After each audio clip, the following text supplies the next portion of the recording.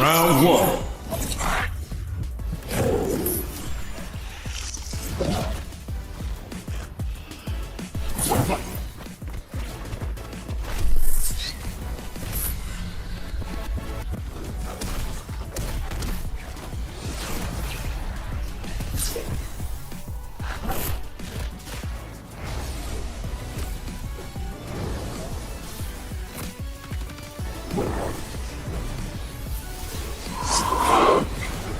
Kickoff.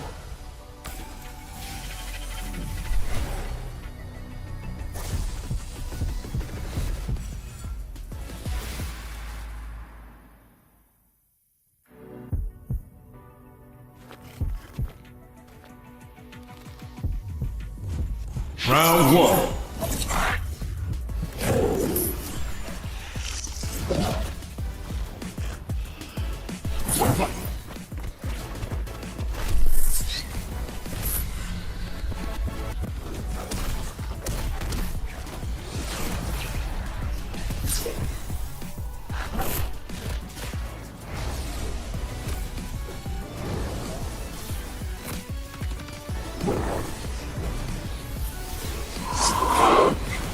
Kickoff.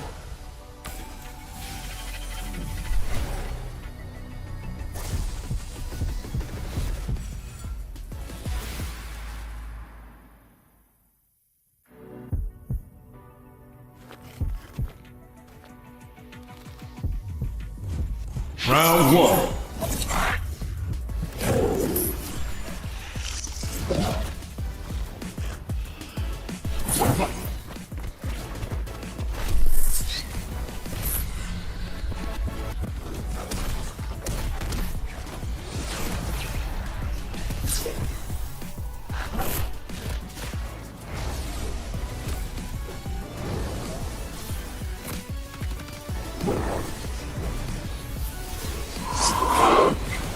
Kickoff.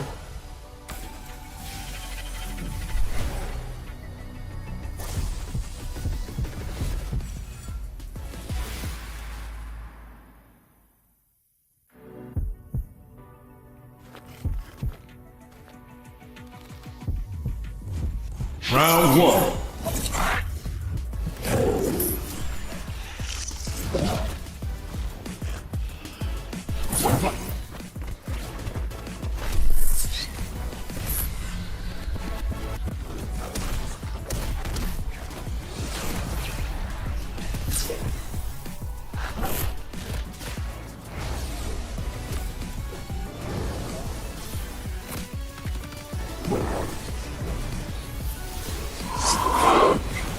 Kickoff.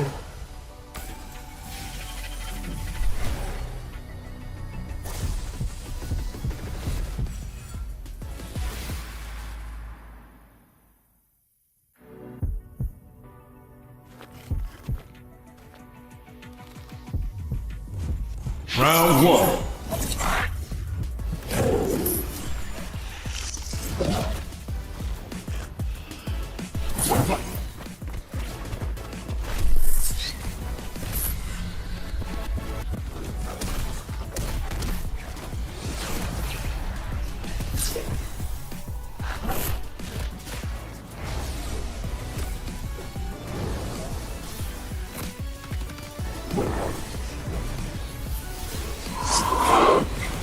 Kickoff.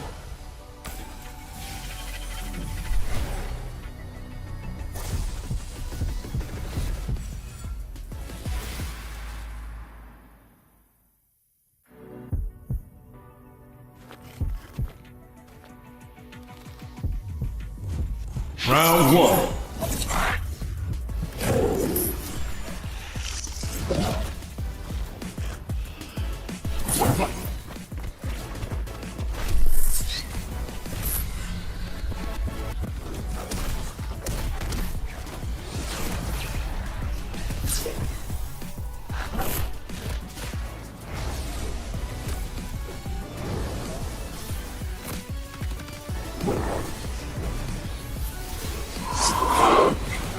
Kickoff.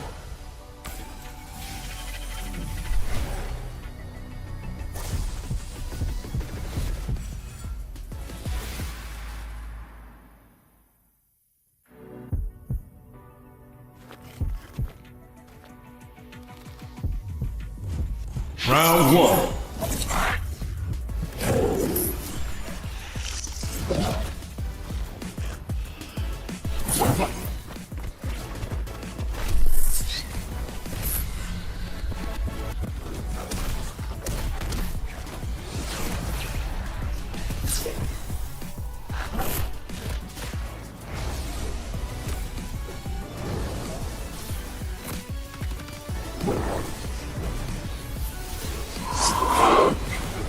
K.O.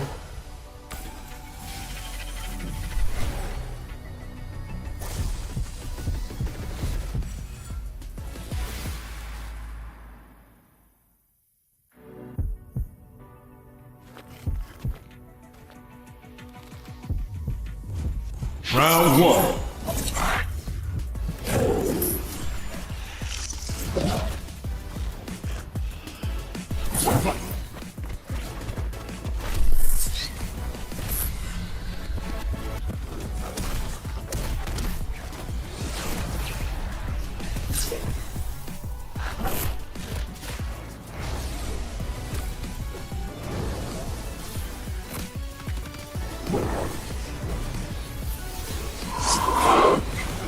K.O.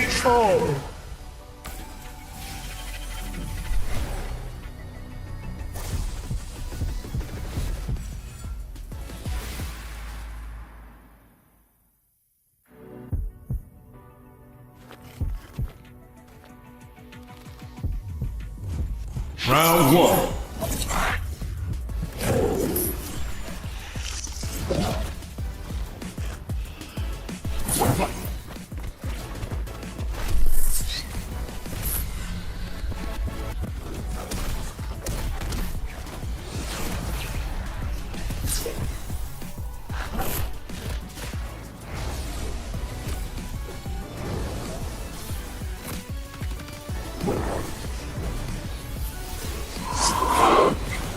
K.O.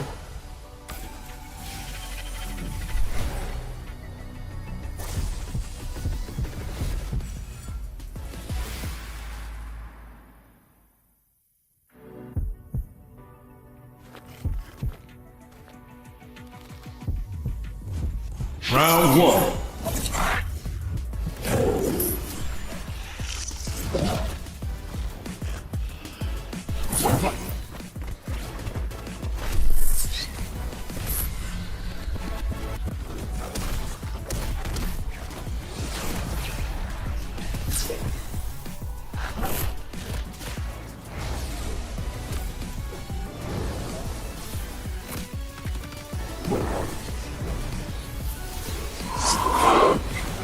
K.O.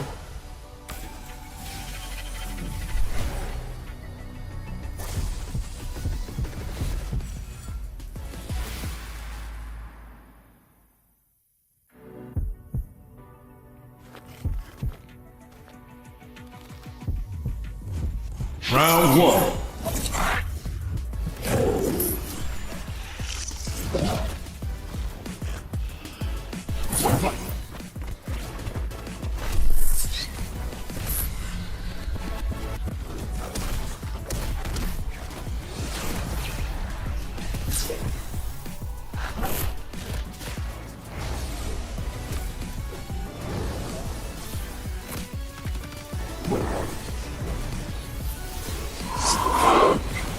K.O.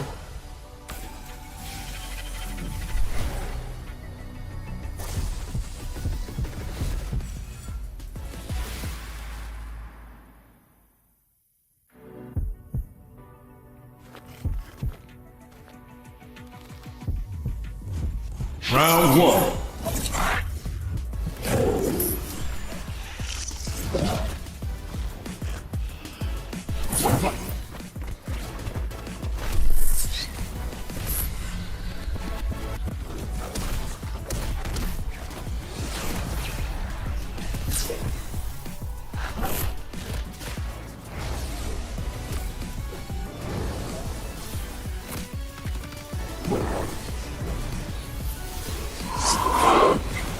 K.O.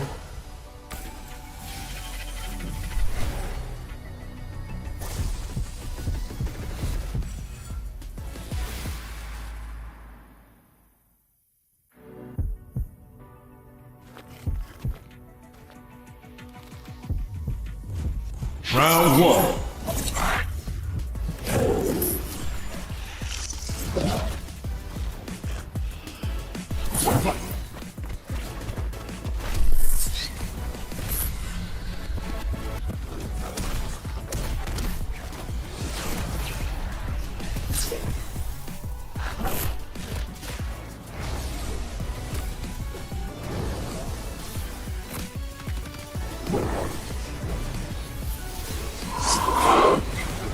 Kickoff.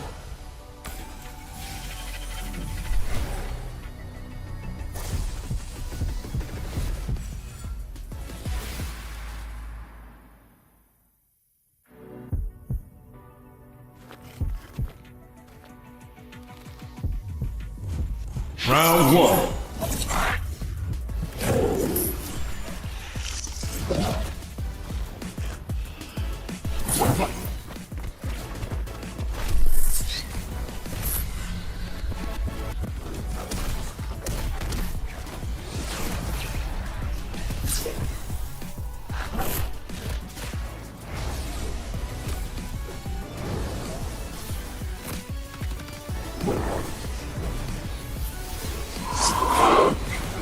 Kickoff.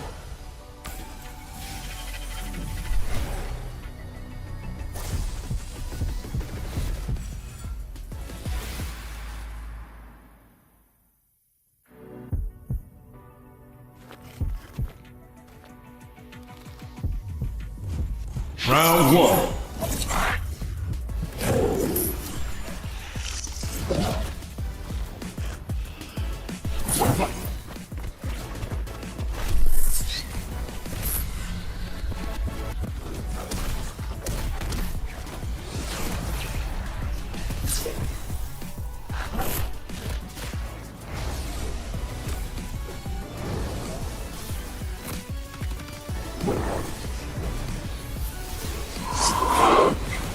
Kickoff.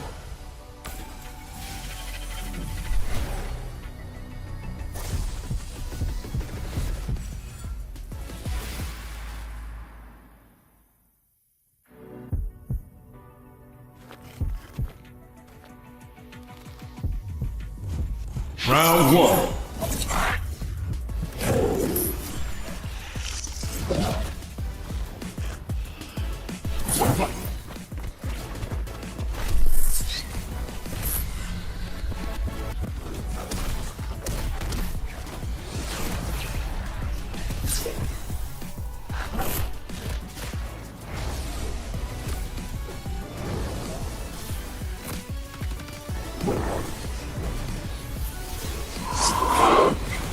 Kickoff.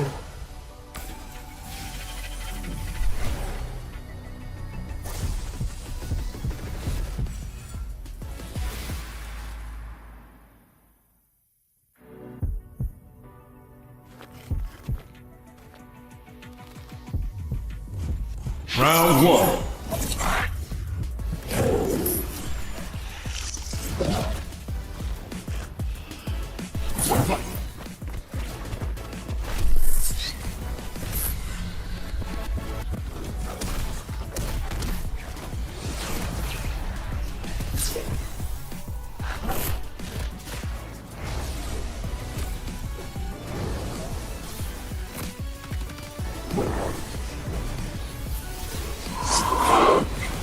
Kickoff.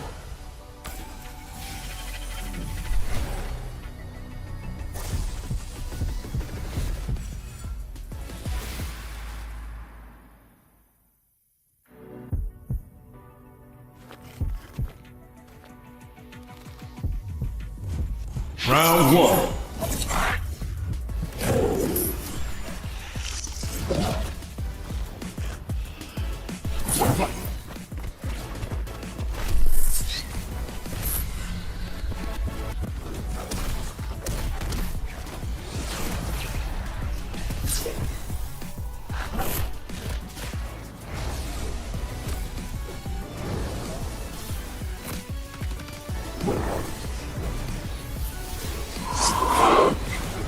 Kickoff.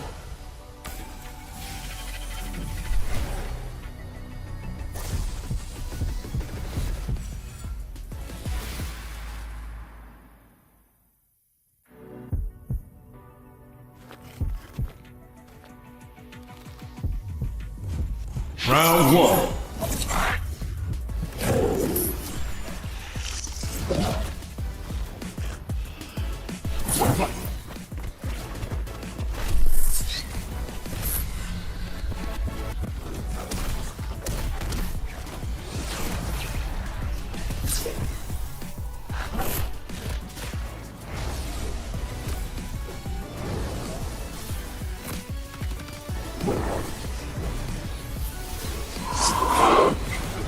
Kickoff.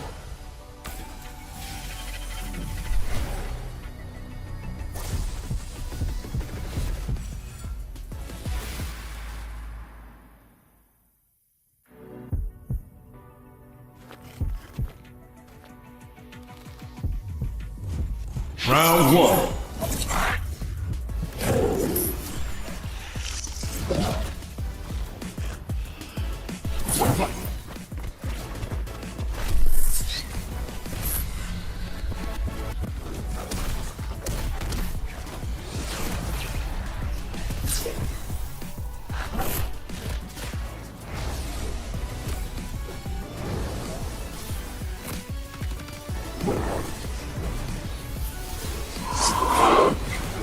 Kickoff.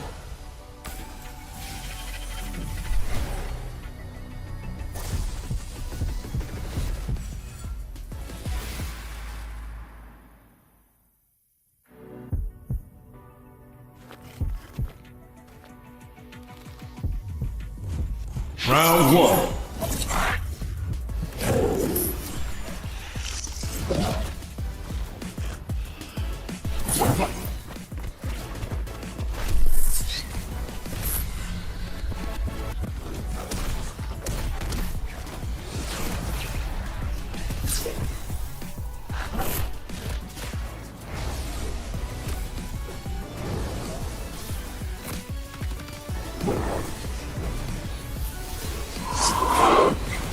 Kickoff.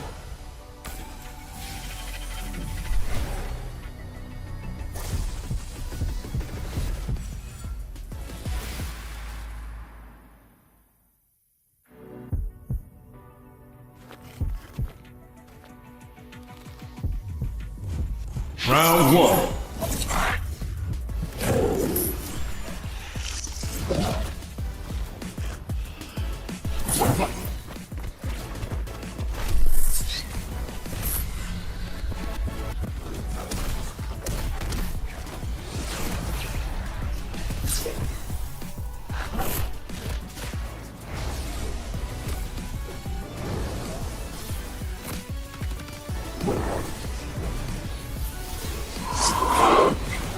Kickoff.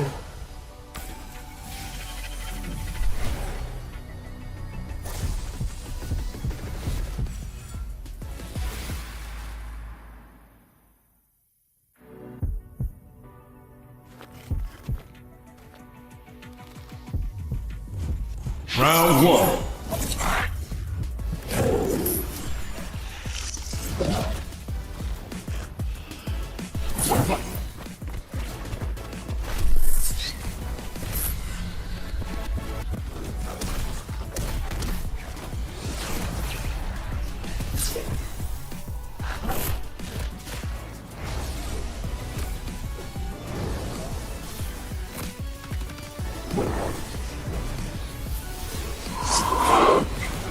Kickoff.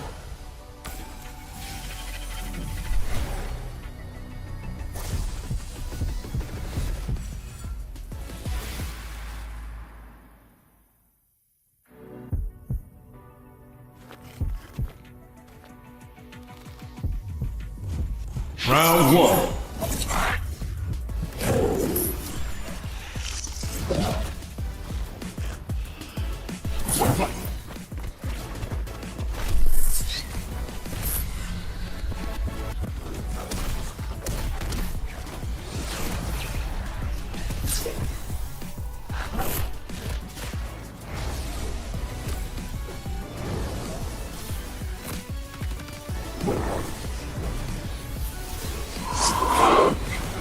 Kickoff.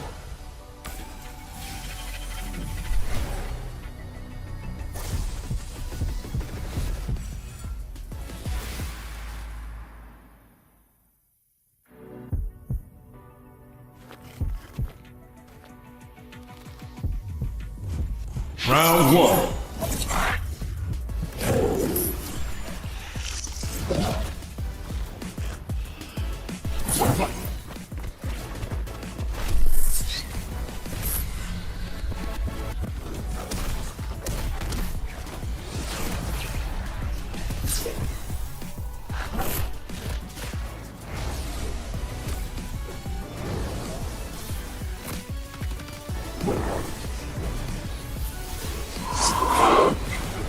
K.O.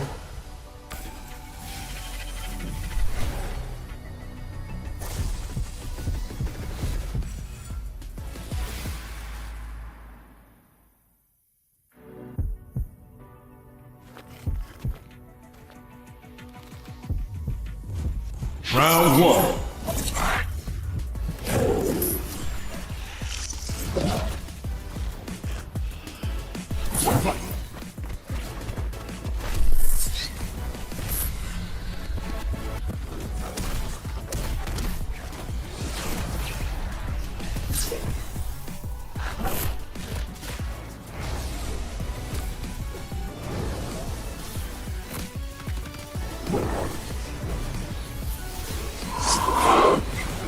K.O.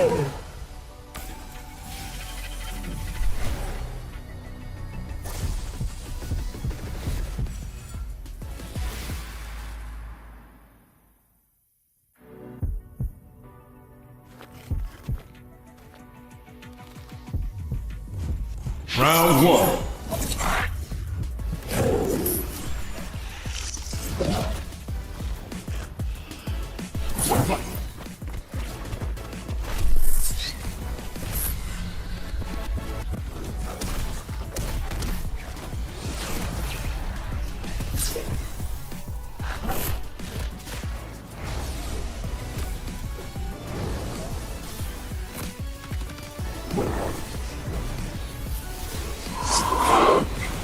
K.O.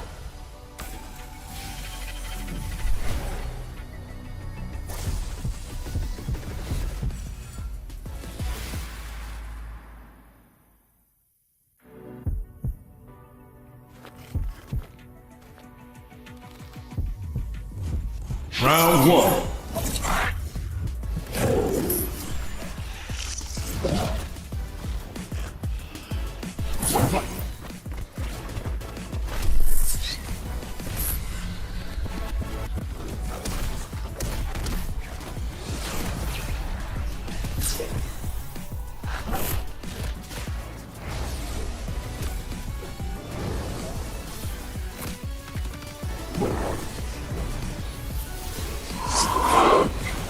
K.O.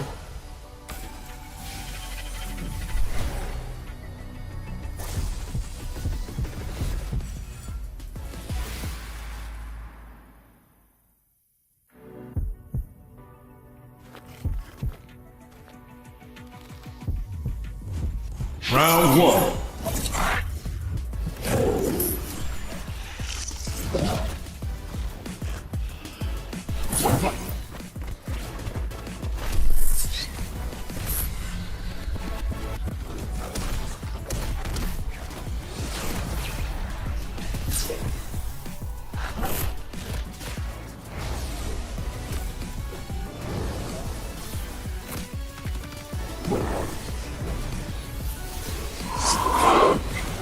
K.O.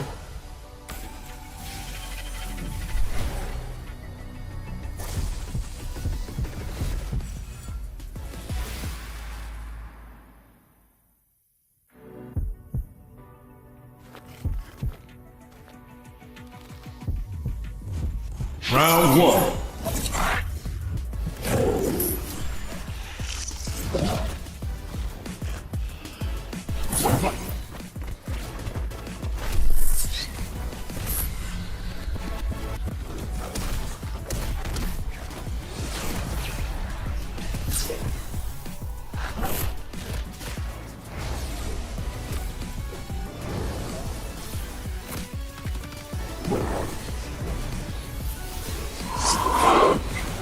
K.O.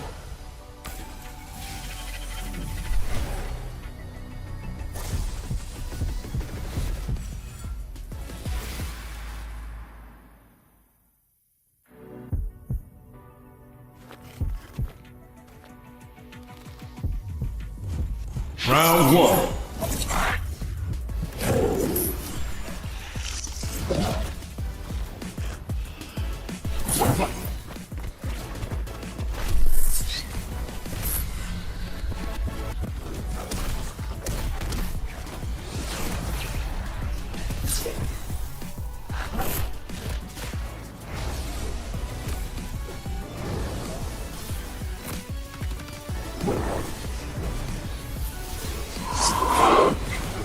K.O.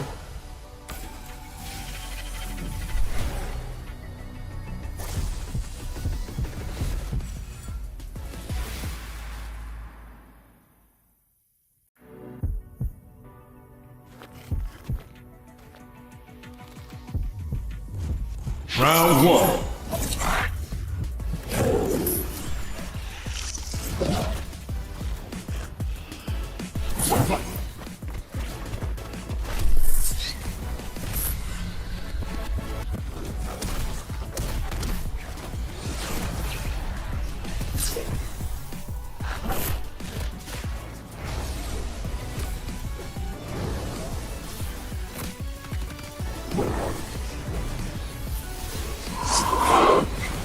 K.O.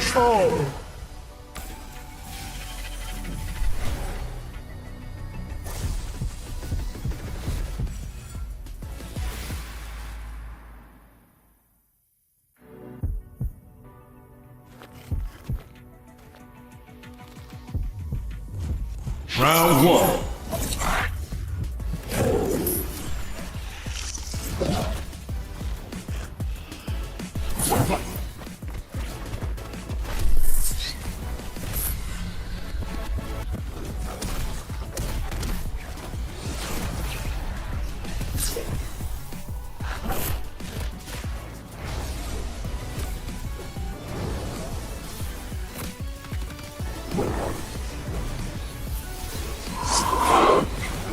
K.O.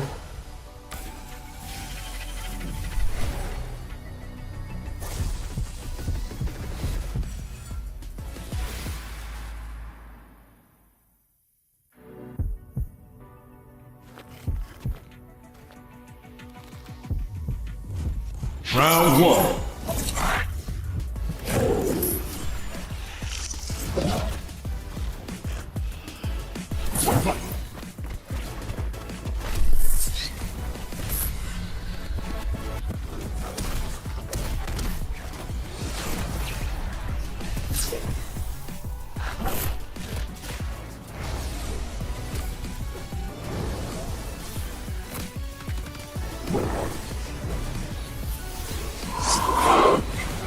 K.O.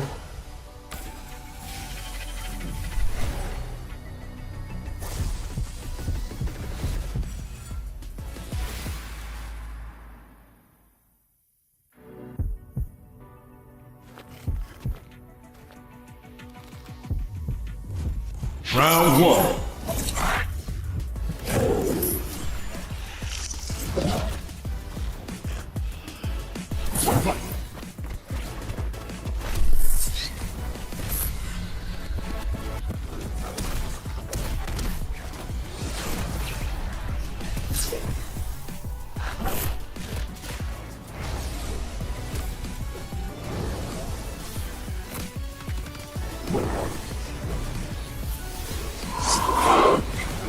K.O.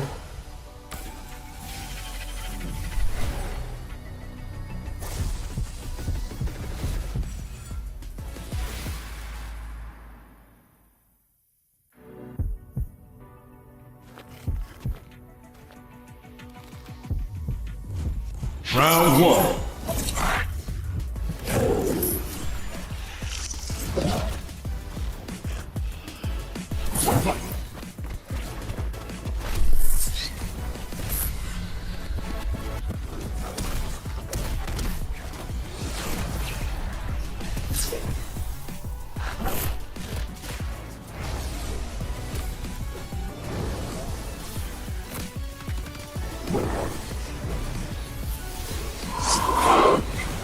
K.O.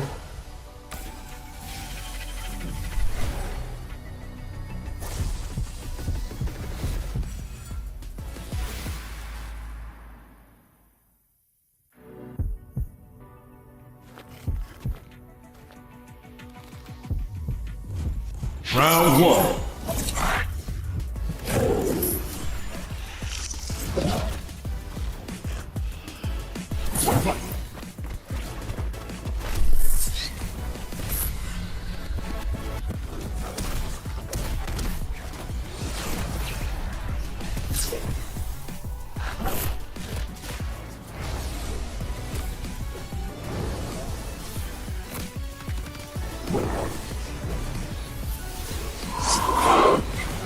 Kickoff.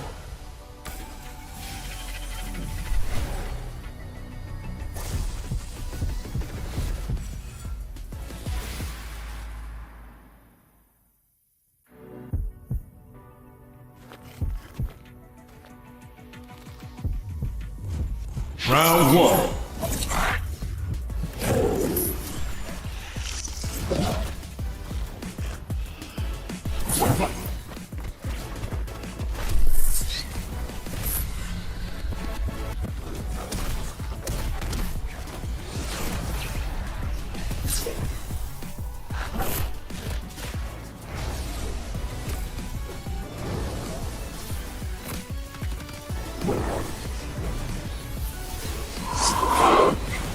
Kickoff.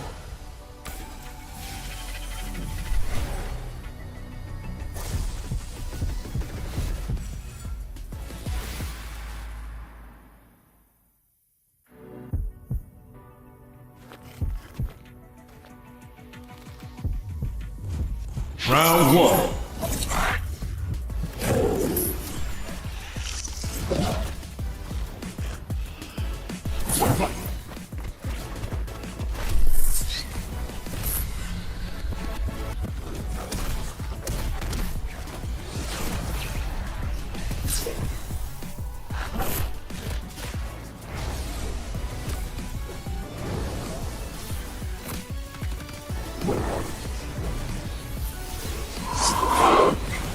Kickoff.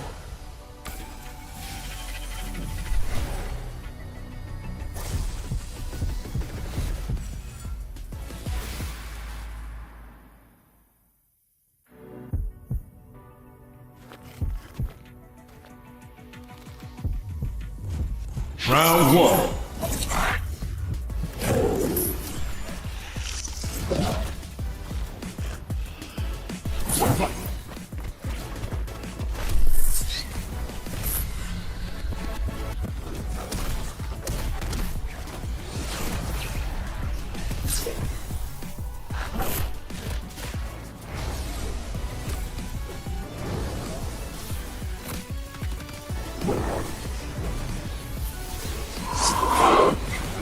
Kickoff.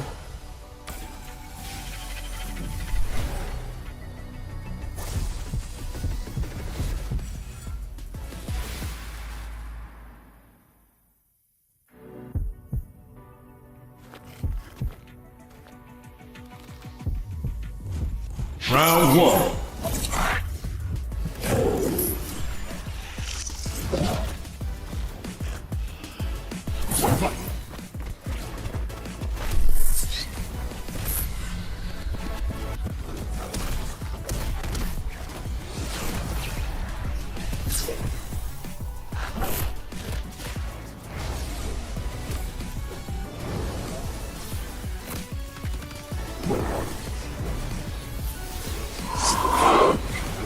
Kickoff.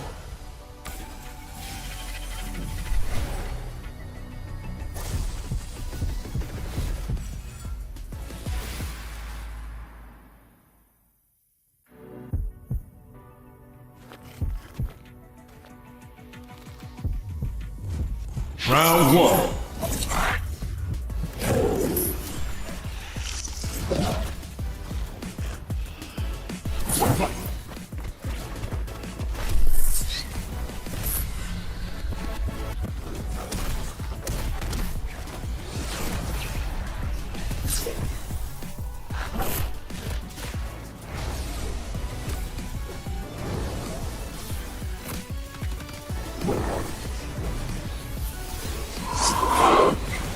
Kickoff.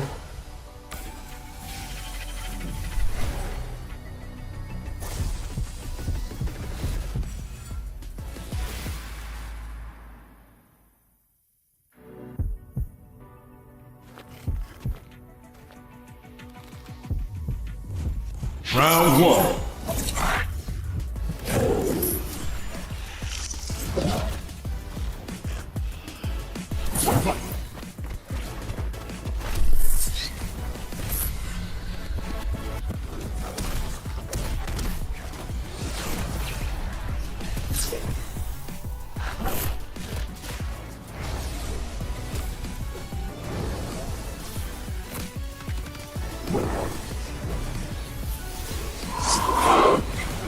Kickoff.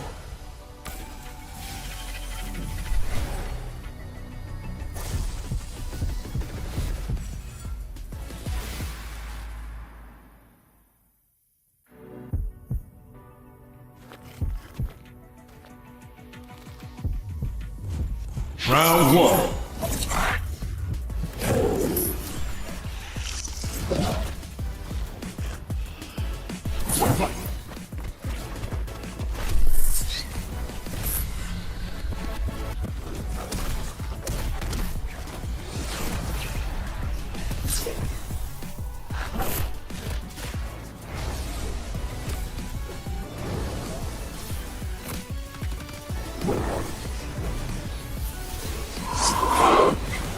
Kickoff.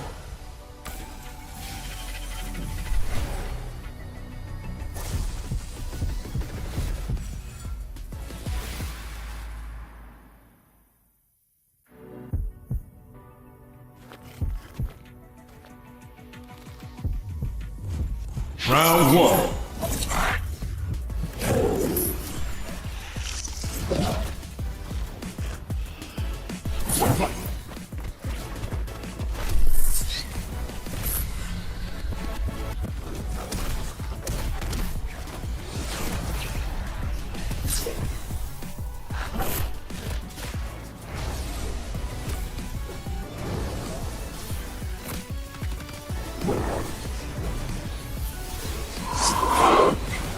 Kickoff.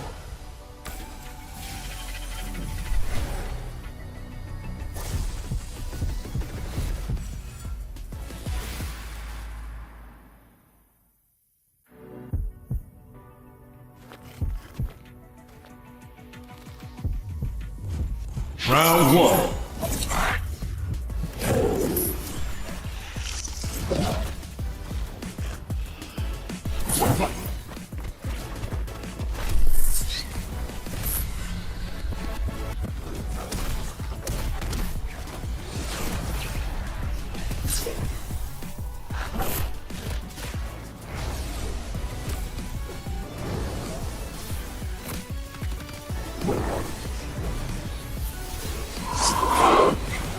Kickoff.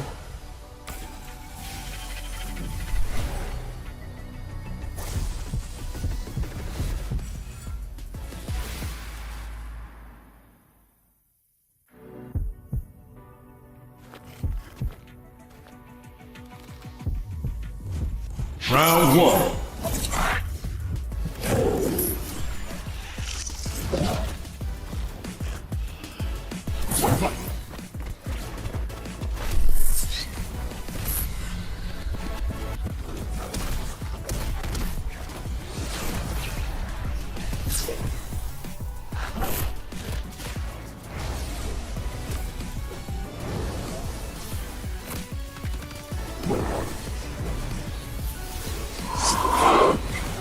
Kickoff.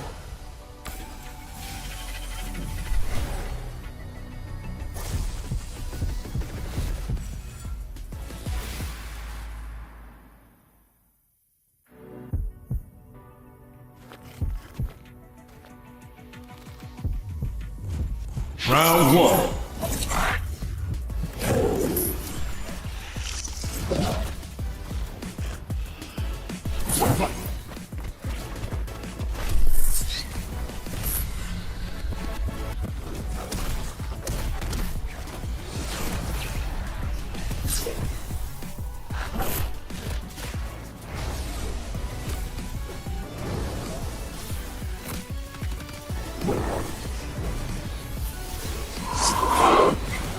Kickoff.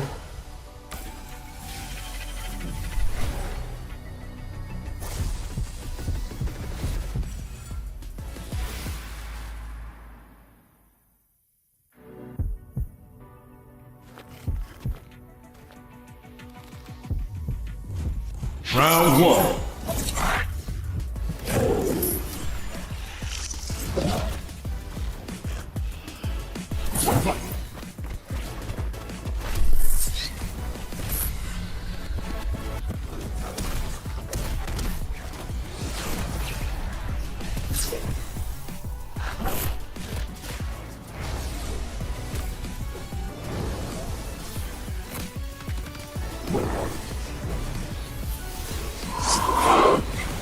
Kickoff.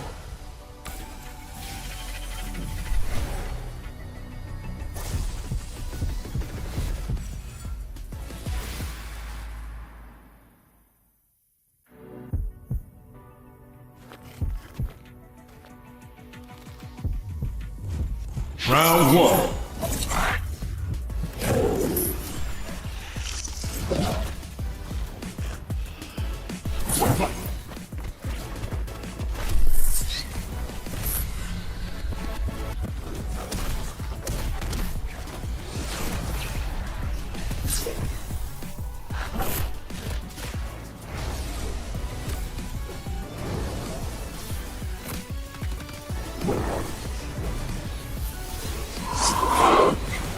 Kickoff.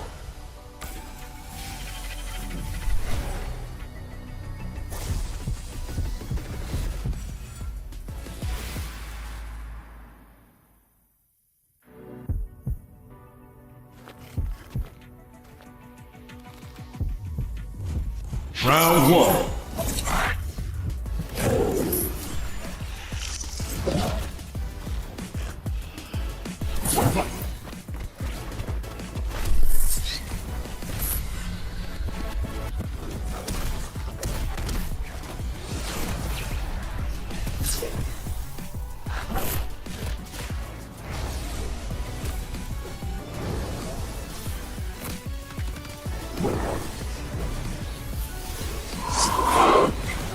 Kickoff.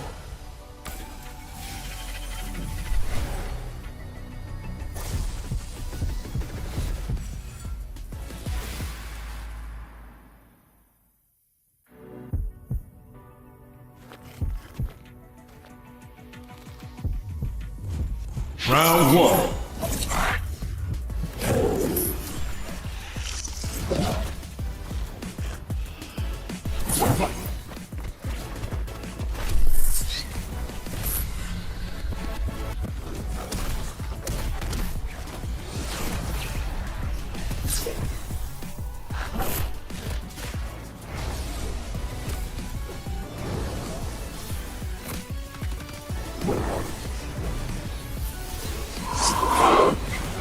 Kickoff.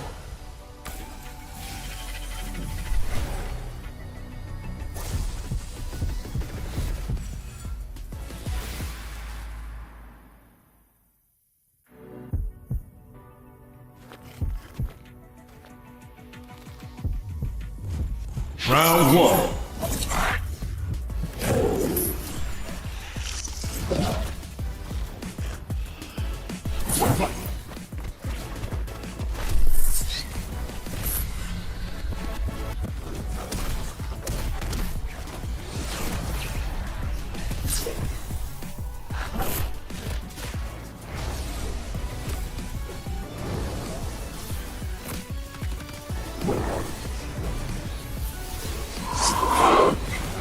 Kickoff.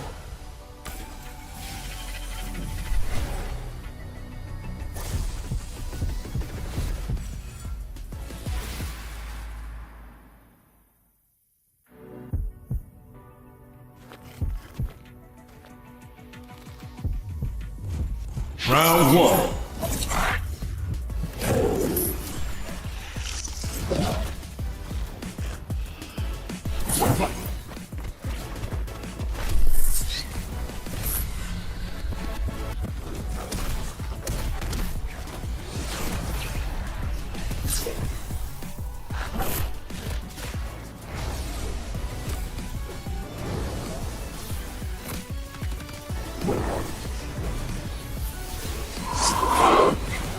Kickoff.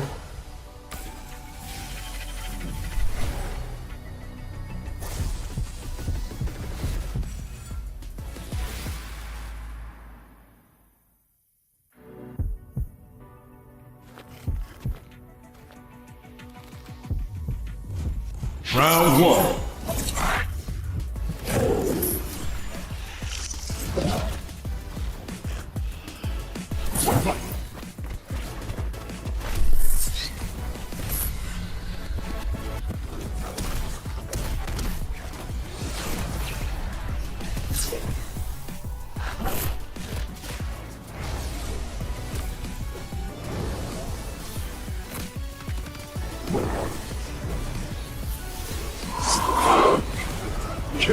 kickoff.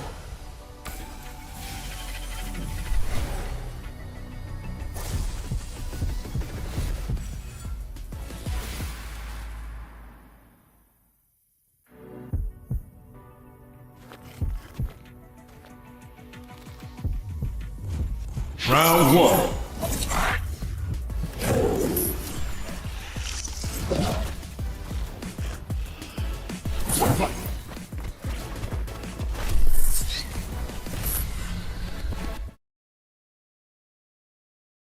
We can go Alex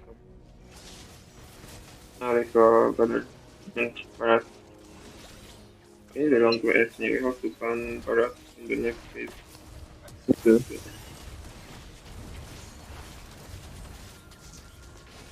They have Expo, Barat, and S to decide on. They could also just go image.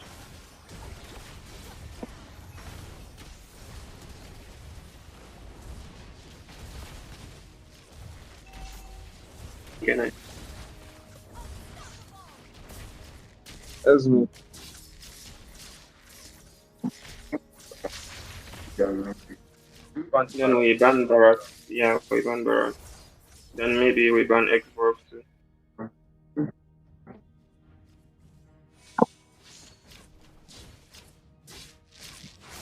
And I use those.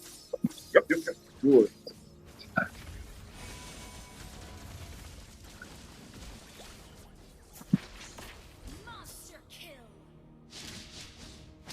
It's going to counter. It's fine. We can react.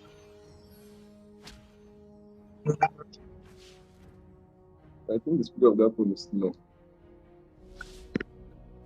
So should we Xbox, yeah? Yeah. Thank you.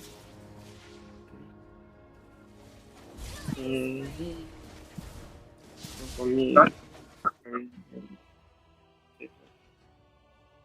It's not coming on. Victory!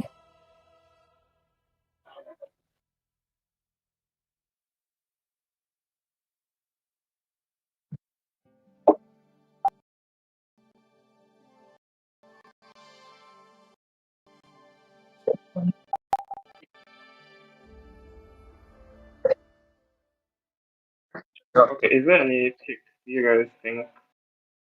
This is Nigeria. Hmm?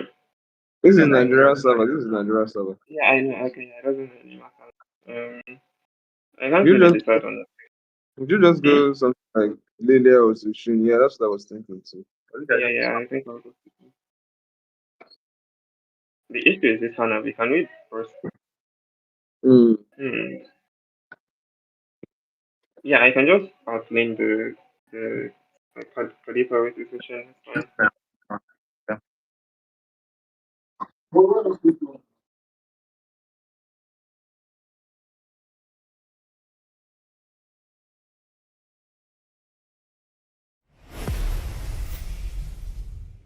Round one. Fight.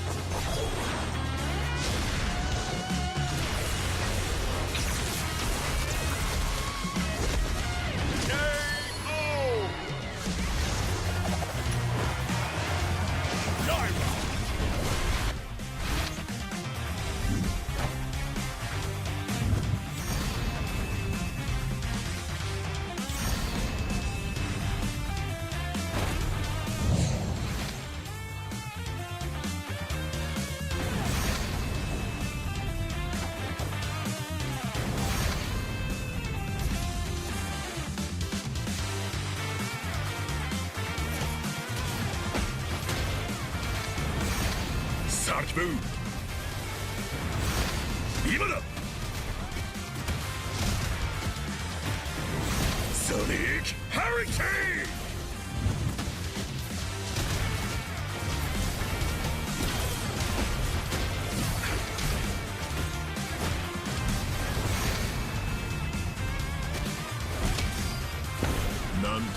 ちこたえた。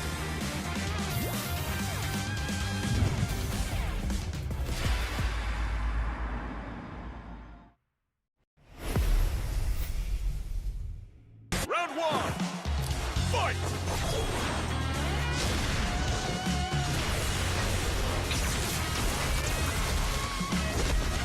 KO!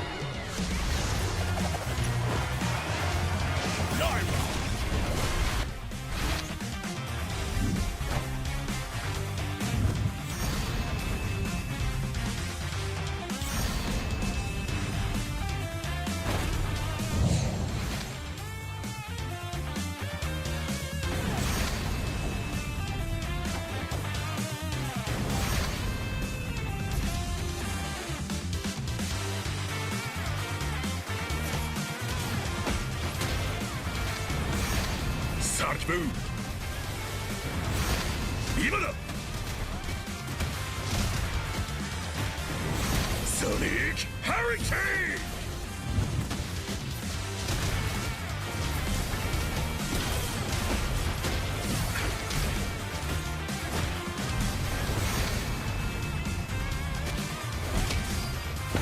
なんとか持ちこたえた。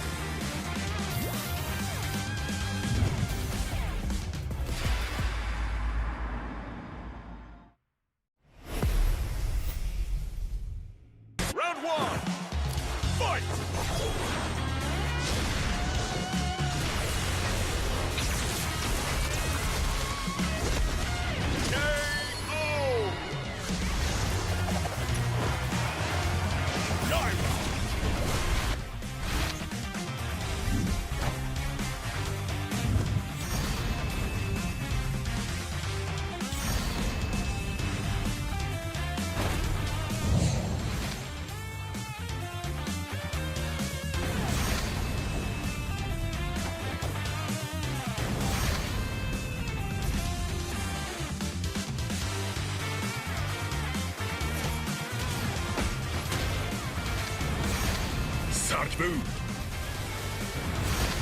今だ。ソニックハリケーン。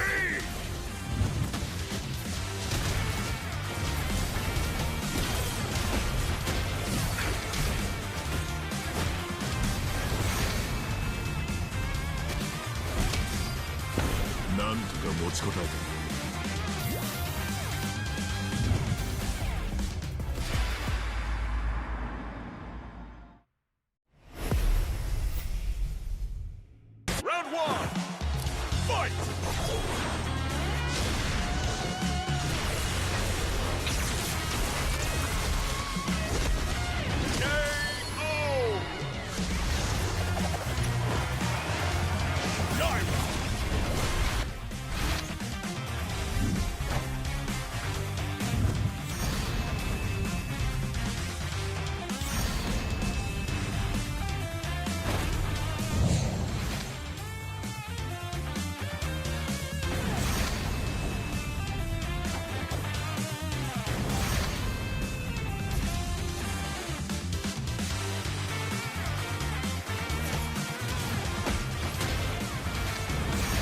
サーキブー今だ。ソニックハリケーン。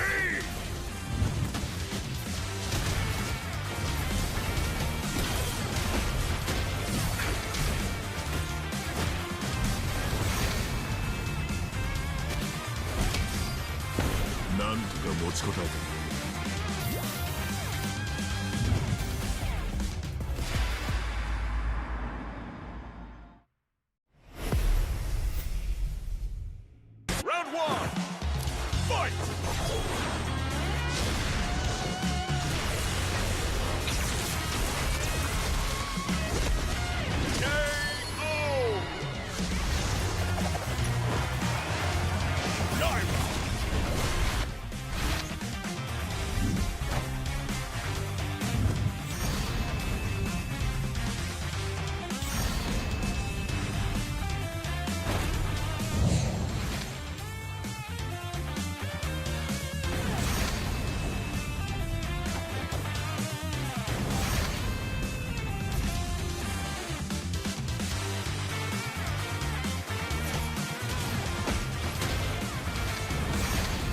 Sark Boom 今だソニックハリケー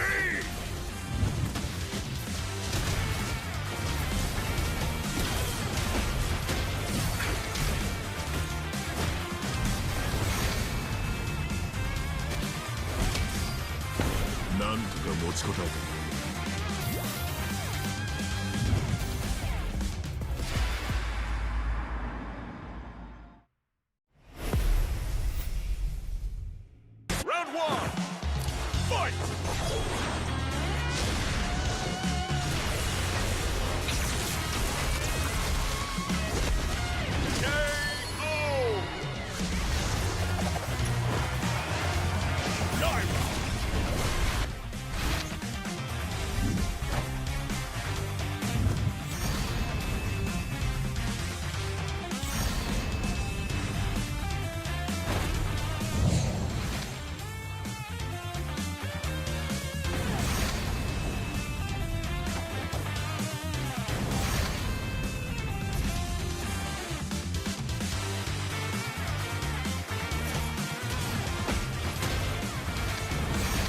サーキブー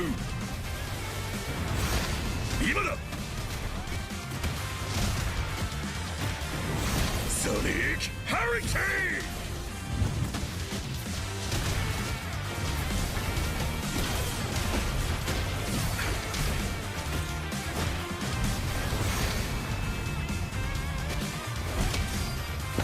ンなんとか持ちこたえた。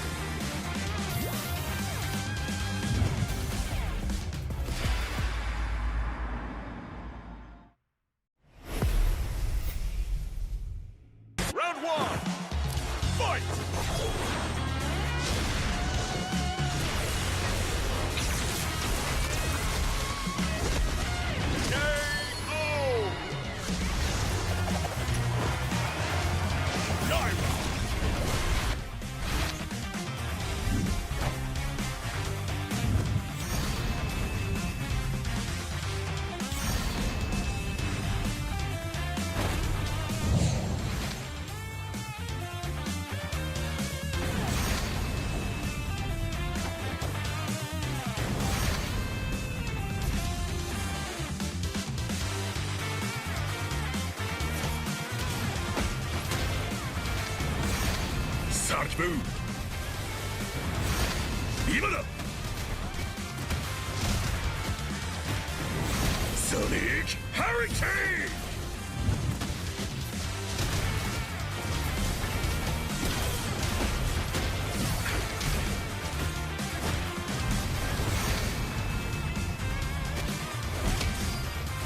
ンなんとか持ちこたえた。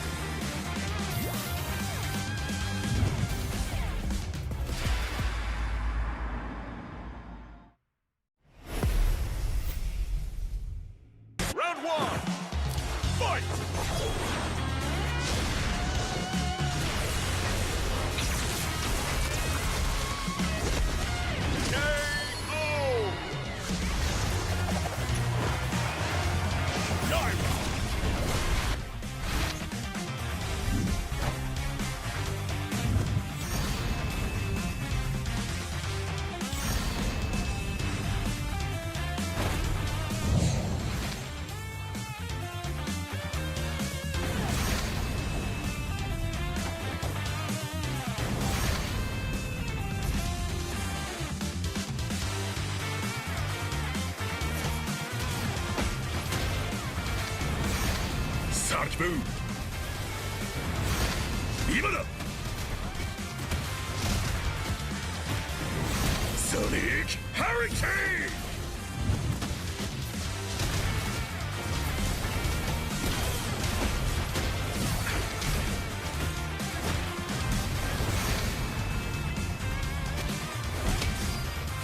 ンなんとか持ちこたえた。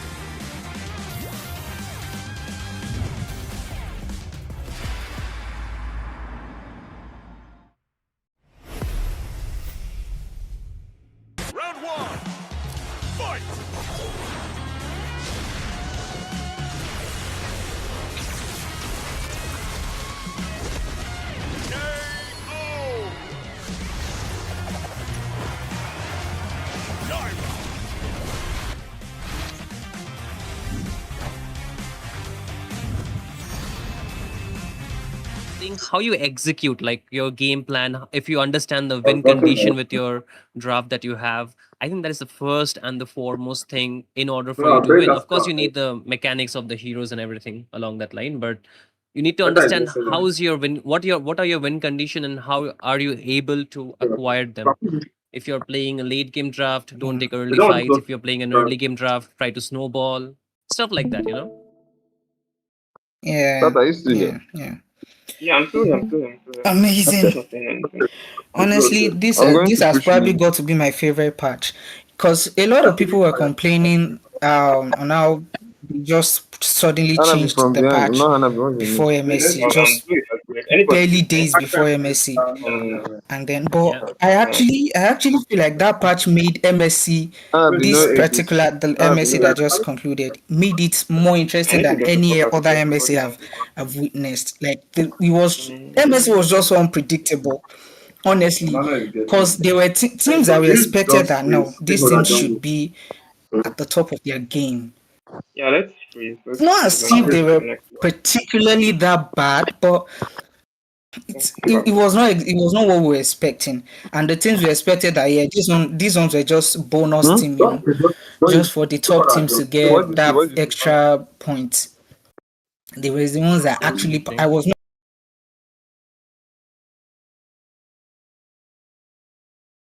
that Team Spirit would take MSC. I think luck sometimes favors you, and also like you mentioned, the patch changes actually kind of shuffled a lot of the game strategy or the game plans few teams had devised, Yeah. and it also showed us which teams could actually really adapt quickly. That actually Yeah. made it And really I think interesting, honestly. yeah, and I think that was probably the major problem that most teams faced, because I think they had already drafted their game plan for MSC that okay, this MSC, Yep. this is what we're going to do, and then boom, patch change, and they had to like okay, our old plan wasn't going to work. It's obviously not going to work. So we need to sit. And I guess it was just not enough time for most of the teams that we expected to do well, but didn't do well. But honestly, it's just really, I love this part. Sure. Yes, so Hi guys. also Sorry. hello Hi. Lucid Ranger. Yeah. Good. Okay. Good evening. It's evening here. I am Pixels. I don't know if I'm supposed to join you guys to cast. I'm not sure Okay. if well Kami sent me the link and asked me to join. I don't know if I'm Okay. needed anymore. I think it's only him that can actually let you know the answer of that Okay. question, Yeah. man. No. Okay. That's fine then. I'll text him and confirm. Sure, sure. Okay. Cool. Also, Ken, I guess we are live, buddy. The chat can hear our voice. Oh, Okay. Sir. Come here. Okay. So for this, but yes, I sir. get it. And what, Ken, like you mentioned, how the MSC actually showed a lot of new colors and a lot of new, uh, I would say, flavors for the team. Also, following that, we had seen the shift, right, in terms of meta heroes that we never expected to actually been picked have been the meta right now. For example, the Idoras. For example, even Yeah. the Melissa. Belric into the EXP. Who would have thought Yeah. before MSC that the Belric would have been into the Would EXP, have right? thought. We had seen Akai, but Yeah. Belric, I wouldn't have guessed that. But by far, for me, the most surprising hero I never expected I would see that particular hero on the pro scene is Rafaela. I never expected to see her being utilized on the pro scene, because she was just one of those heroes that she's just there in the game, not really. But now, since I think it was Aurora Gaming that picked her up first, yeah, definitely it was Aurora Gaming that picked her up first, and since that time I have been facing I have been facing Rafaela in almost all my ranked games, and honestly, it's annoying to deal with. That revive is annoying to deal with, cause one moment we feel like okay, we have dealt with probably the player that has been stopping our entire game, and then like 5 seconds, I'm seeing that same person will just shut down back in the game. It's just really, really annoying. Yes, sir. I think that was really Aurora special, especially from Midnight. That dude is a freaking genius, Yeah, honestly. Like, I yeah, never expected as well with Aurora. yeah. I mean, No, with Aurora but actually going for the Rafaela, but it's not just the pick, the way they yeah, utilize it, right? It was so freaking smart. Like, not in a million years I yeah, imagined. yeah, yeah. And it's moments like that that made this MSC probably the most entertaining MSC ever. And that's just in my own opinion. Probably the most entertaining MSC ever because it was just fun all the way. It was fun to watch. It was fun to just be a part of. It's honestly amazing. And Yes, I'm sir. really looking forward to the game tonight. I've been curious about how our boys have been playing because I've not really been able to watch most of their games. So I've been at least tonight we'll see. See. Yes, sir. Uh, So but aside from that, we have yeah, forecasters here tonight. How do you suggest we find a walkthrough? that's a very good question, actually. How do we make that work? We can take turns, I guess. Like, if you guys are okay with that. Lucid, what do you like to do? Do you like to go for the PvP or? Round one. Fight.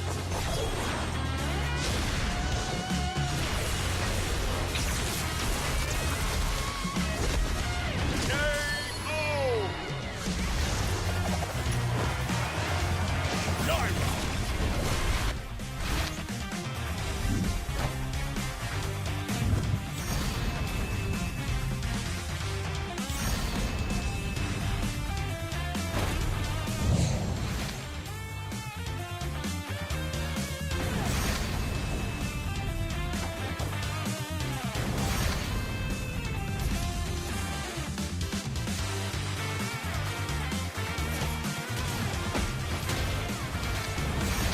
Sark move.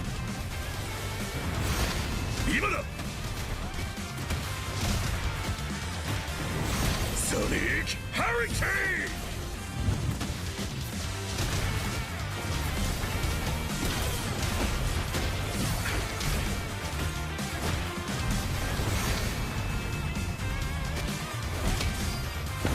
Nan to ka 持ちこたえた。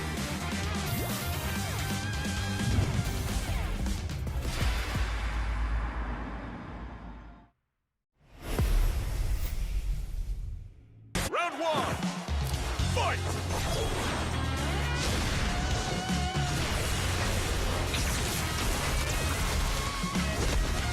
KO.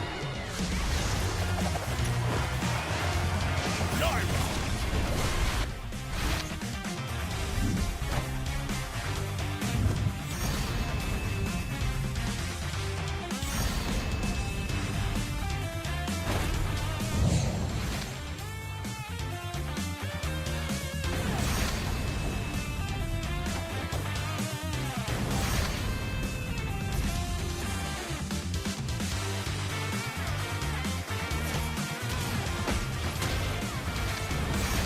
Sark move.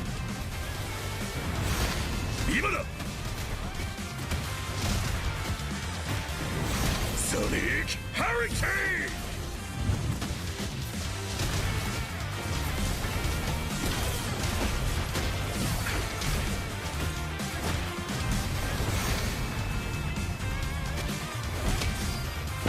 Nan to ka 持ちこたえた。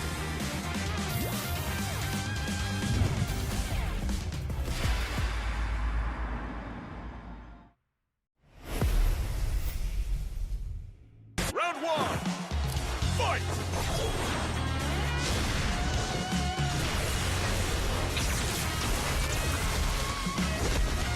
KO. Naira.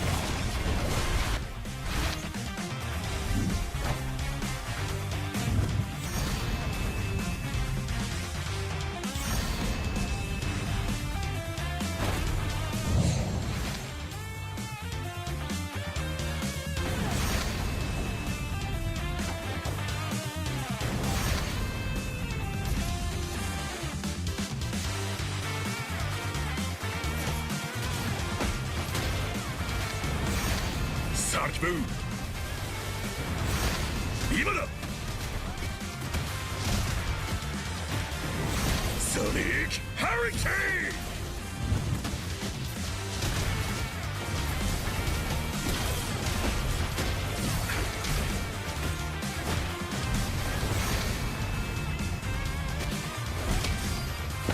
なんとか持ちこたえた。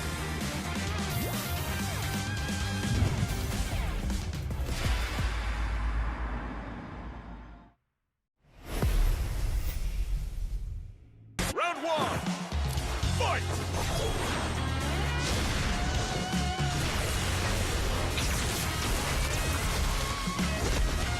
KO!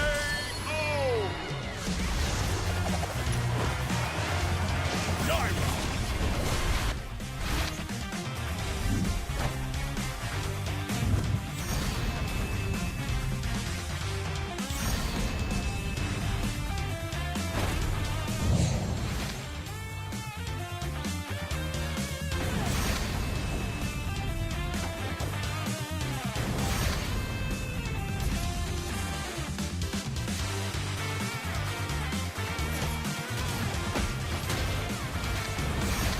Sarge move.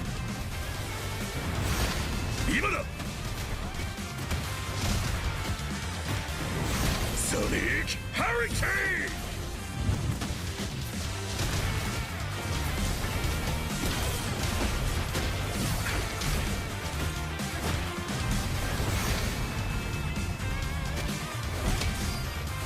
なんとか持ちこたえた。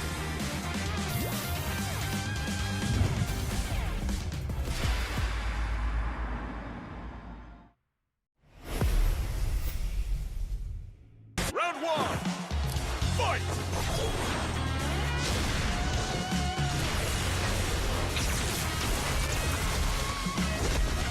KO!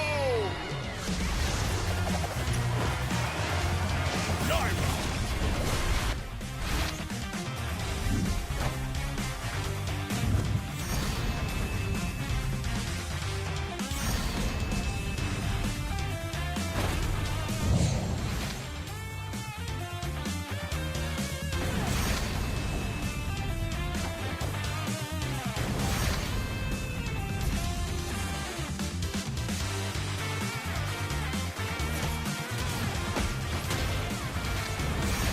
サーキブー今だ。ソニックハリケーン。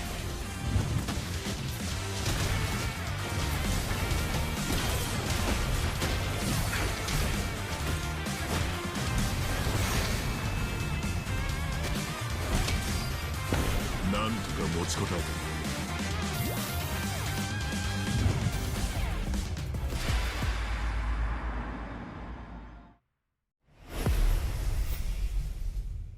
Round one, fight!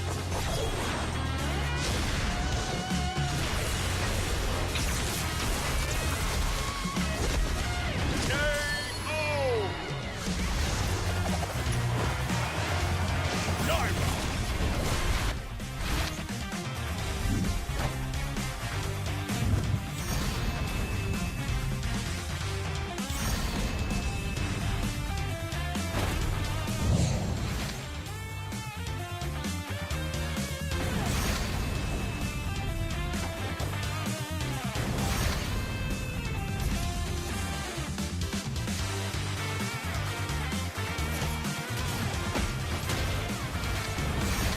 サーキブー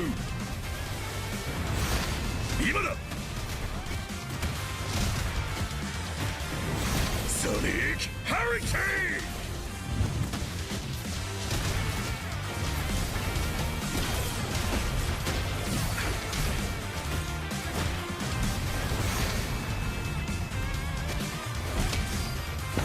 なんとか持ちこたえた。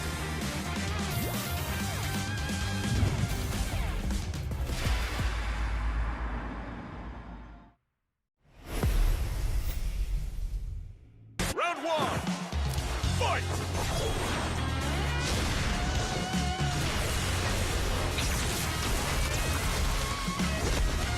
KO!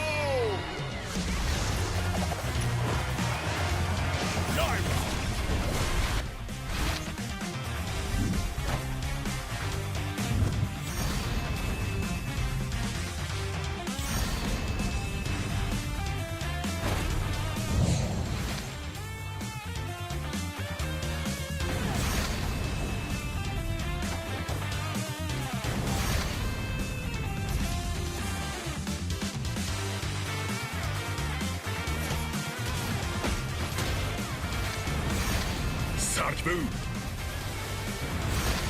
今だ。Sonic Hurricane.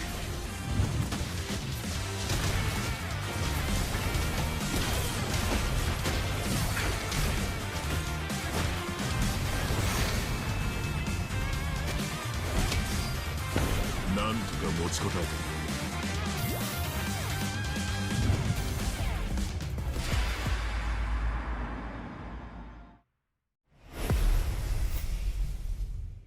Round one, fight!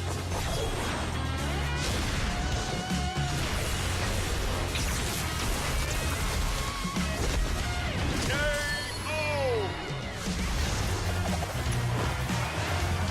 Naira!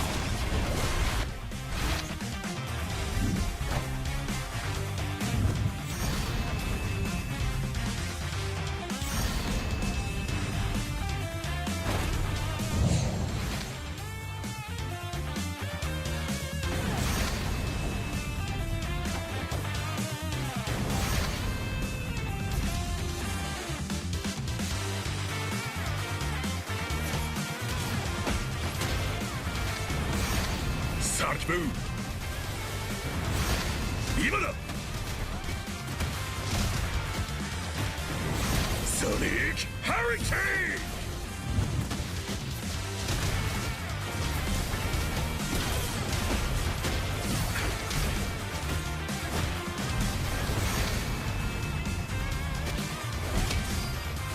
なんとか持ちこたえた。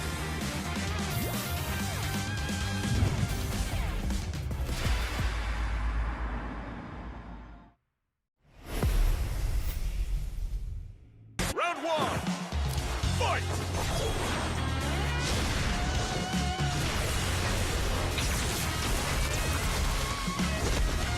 KO! Naira!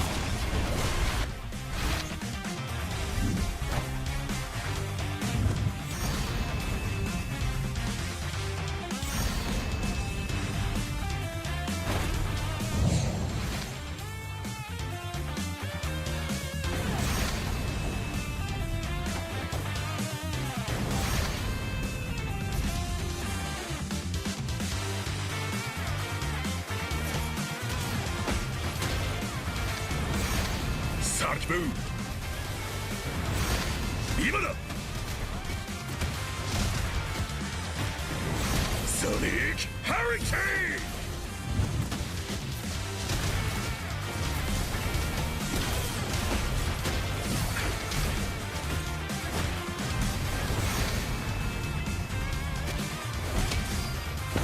なんとか持ちこたえた。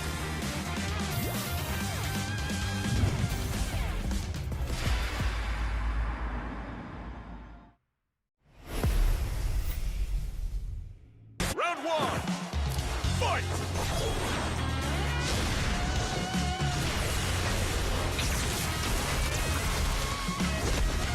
KO!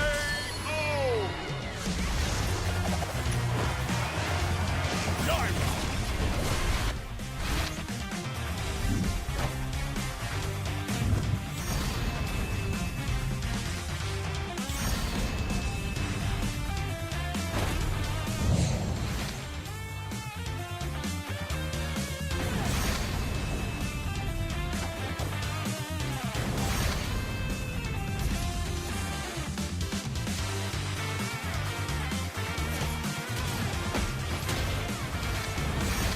Sonic Boom.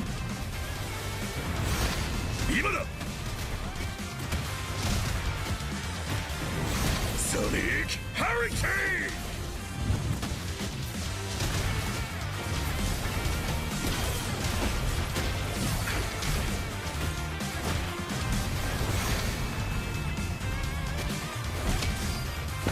なんとか持ちこたえた。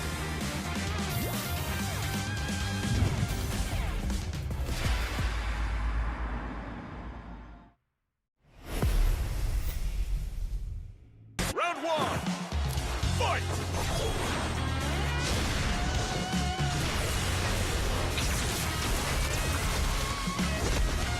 KO! voice is not reaching him. I'm kind of heartbroken now. Let's just pretend he has not joined us yet, and then we'll probably just, when he's back, he's going to let us know. Sure. Me and Lucy for the draft. Okay, no problem. Damn, Okay. that is Okay. a big delay. Yeah, I'll just keep my mouth shut then. Yeah, the delay is actually really huge. Okay, no problem.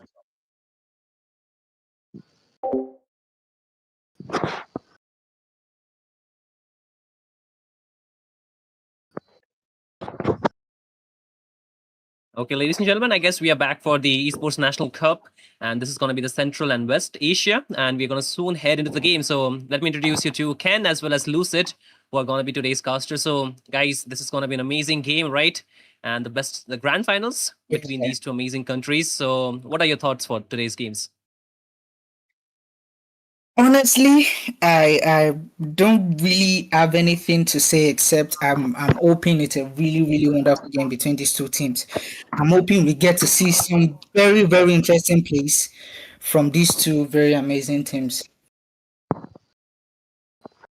Yeah, definitely. I think what everyone is always looking forward to having in grand finals is that we, get the whole five. I think it should be a best of five, if I'm not mistaken.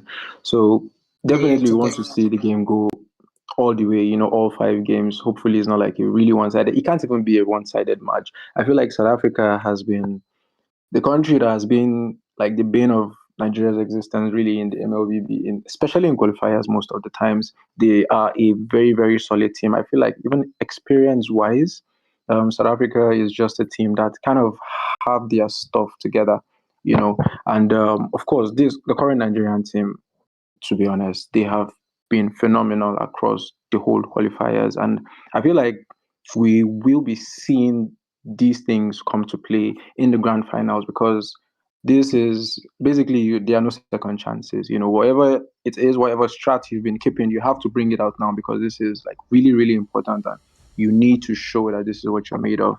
So definitely the South Africans and the Nigerians, they'll definitely be giving us a very interesting match today, and I can't wait to see how they are going to pull this off.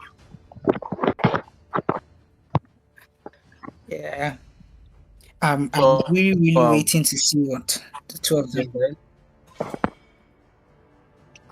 All right, so straight into the drafting phase, as we can see, I think this is going to be game one. We're going to be having Team Nigeria on the blue side and South Africans on the right side. You see Panda, Nero, Tata, Hamilivi, and Nero. And there are a couple of names here that I might not be able to pronounce. I think I see one in Arabic. Maybe Shane is going to help me with that. Or G Vibes. If any of you can pronounce that, maybe you help me out later on. But then there is Silverman, Fartizi, Lian, and Hems.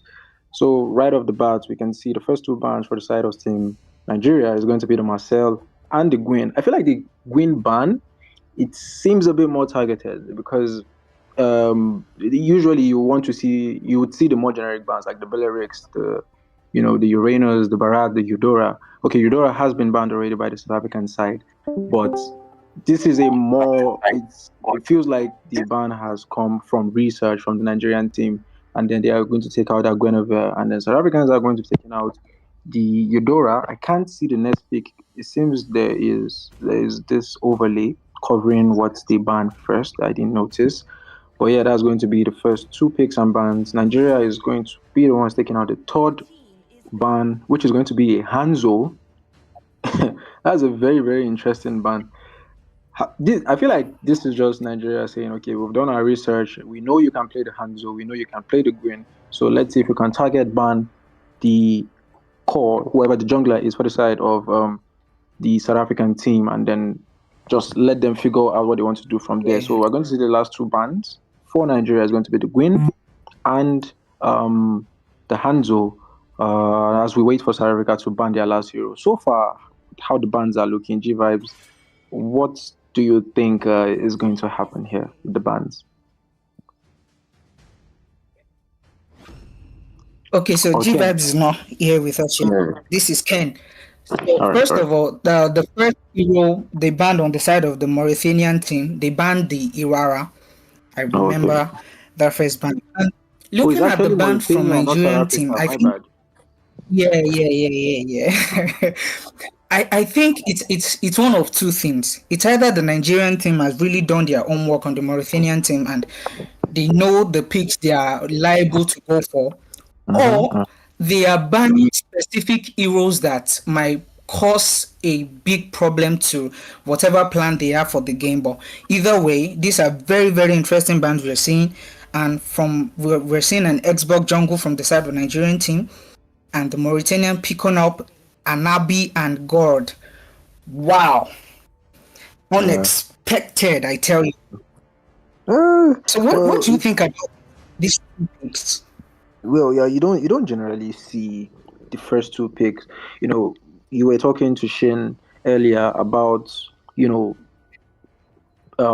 what makes good teams and stuff like that. And you generally don't tend to see God or like showing your core so early in the game. But it seems like Mauritania are trying to probably secure these picks, you know, seeing that okay, there's already an Xbox picked up, you know, by Team Nigeria. So we need to take this out. We need to prioritize getting maybe is either comfort or power picks on their side. You know, they know what they are good at, and they probably decided to take that out. Technically, you Yeah. don't get to see picks like this in the first phase, but let's Yeah. just say they just don't want, say, the God to be picked up by Team Nigeria or the Melissa or the Hanabi rather to also be picked up. So let's just say they were trying to secure the picks.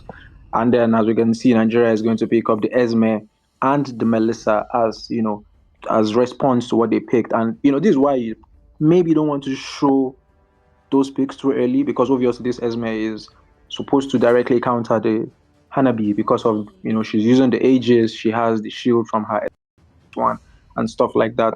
So let's just see as Britannia is going to lock in that terrorist phase of the draft.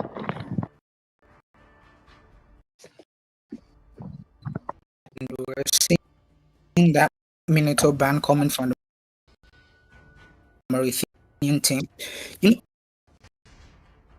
I pick. Honestly, this early in the game and they're not particularly bad heroes, but they are not exactly how early we're seeing it. We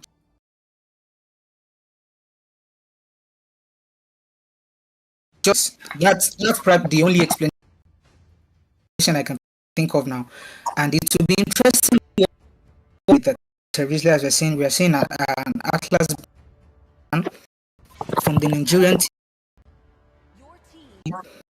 and the Bellary ban is also coming in. What either of these two teams to pick up? I think as far as the Rome is in the second phase of the game, because Belleric has literally been a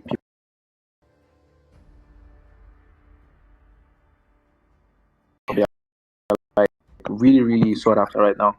So, but that's by the way, because of course the Belleric is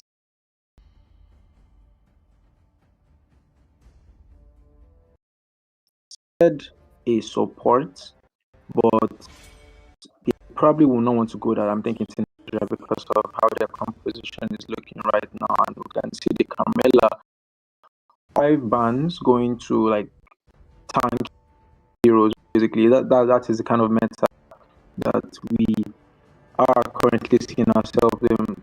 Trying to look at it now, what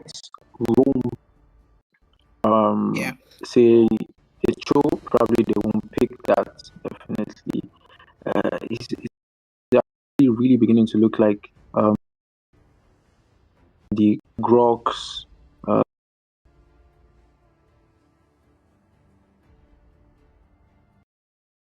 Nigeria don't necessarily have so much crowd control on their side, just the Xbox, the Esme. Your team is picking. Control there. And are we going to see an Varia pick? We don't know, but Mauritania is going to lock in that YSS Still want to show you, but it seems like they are just going to settle on pick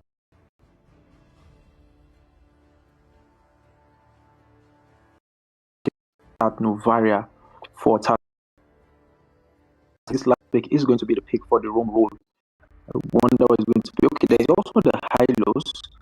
I don't feel from their past games. Exactly. That was what I was just go with the Hylos. Your team is Yeah. Final pick. I thought of the support, but because of the fact that because they didn't have any crowd control, I was thinking maybe they want to, but it seems so basically the Esmeralda.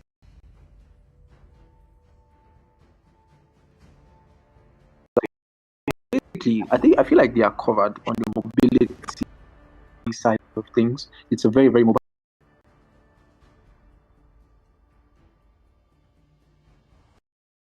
And that is most likely going to be glue going to the Rome, Teresa in the EXP, and YSS in that jungle. I think the draft are looking very, very good because I wanted to suggest the ILOs for the Nigerian team because it gives them a way to engage and disengage from the Nigerian team. And we all know how difficult glue can be when it comes to team fight. Glue is a very good disruptor of team fights. So basically, I think what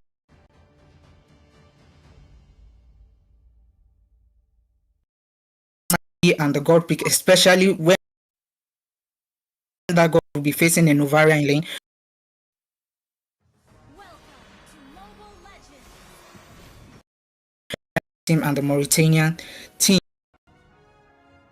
All right, let's see how it goes. Now, I'm expecting great. Let's see how it goes as we pass the game over to after you've seen. Personally, I would say I'm leaning more towards the Mauritanian side because I feel like their draft is more around. But Shane, tell us what about the boys, draft. first of all, and I think you guys did a very good job.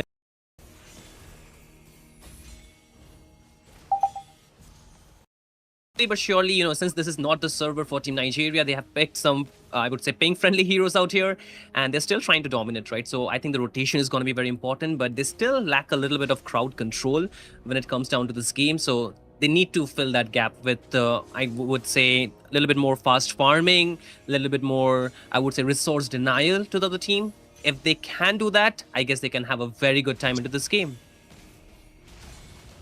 Yeah, and I feel like lacking that crowd control will somehow come back to haunt them during this game. It's just because this other team, they're a team that they have those the stable source of crowd controls. There's the penalty zone from the Teresa. There's a stun.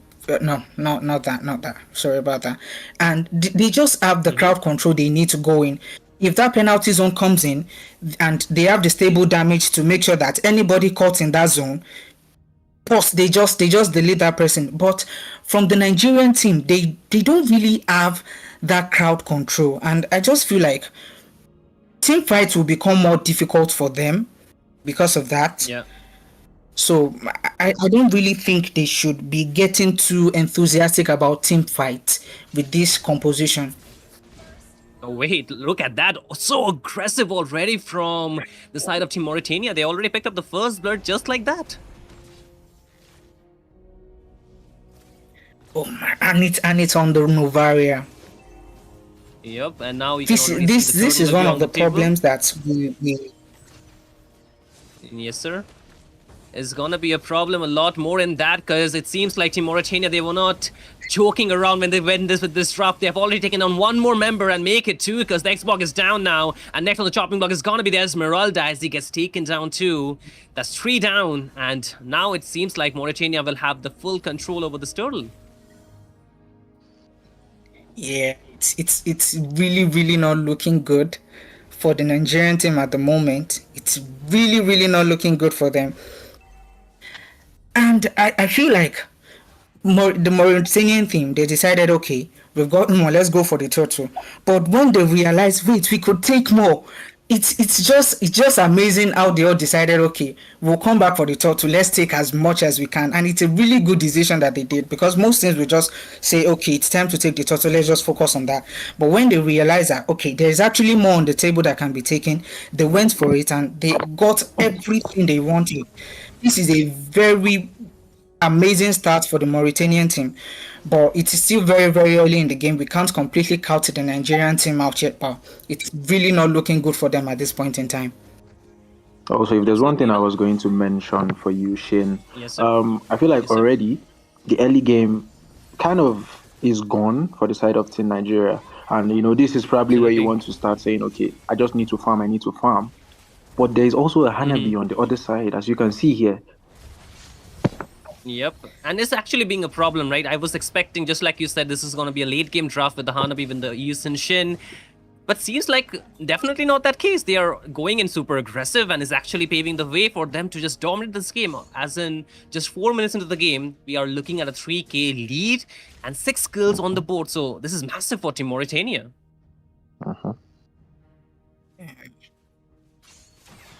Massive indeed. And the most scary part, oh no, they are playing this really, really aggressively.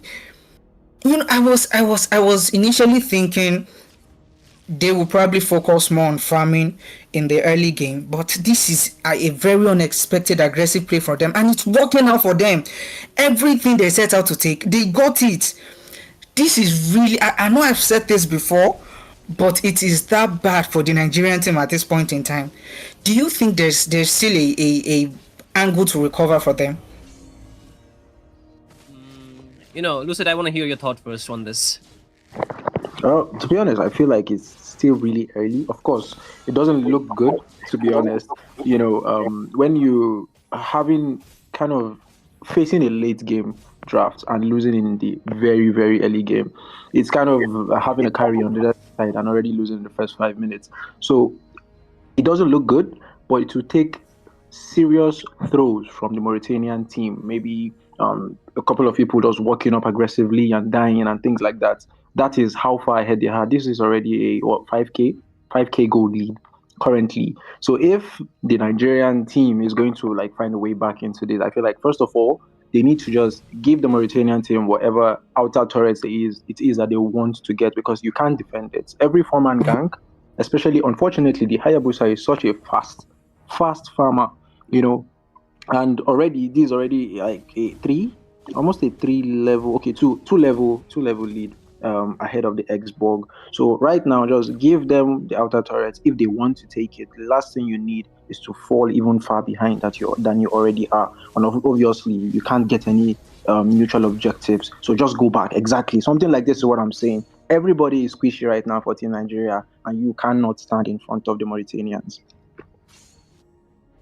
I think, part of the early game which you have mentioned is already gone, like you guys have talked about. And the worst part is that this is going to be Eastern Shin farming on the other end. So definitely that kind of makes your life already miserable, if not easy. But for now, I guess the best winning condition for Team Nigeria would be to slow the game down, because it's already a 5k lead, right? You do not want to wish to fight right now. If you're, like you said, losing the outer turret would not make things so worse, but if they can continue on farming and not giving free kills, things can be still under control. But again, godlike already picked up by the Eastern Shin. This is not so good condition for Team Nigeria, as they are also losing the second tier on the bot lane with the turtle already spawning. I think the goal lead can just broaden even further now. Yeah, and I think it's even more scary for the Nigerian team, since they don't really have a way to lock down any of these players except for the circling eagles and probably maybe even the falling star moon. They really have no way to lock down these players for them to deal enough damage.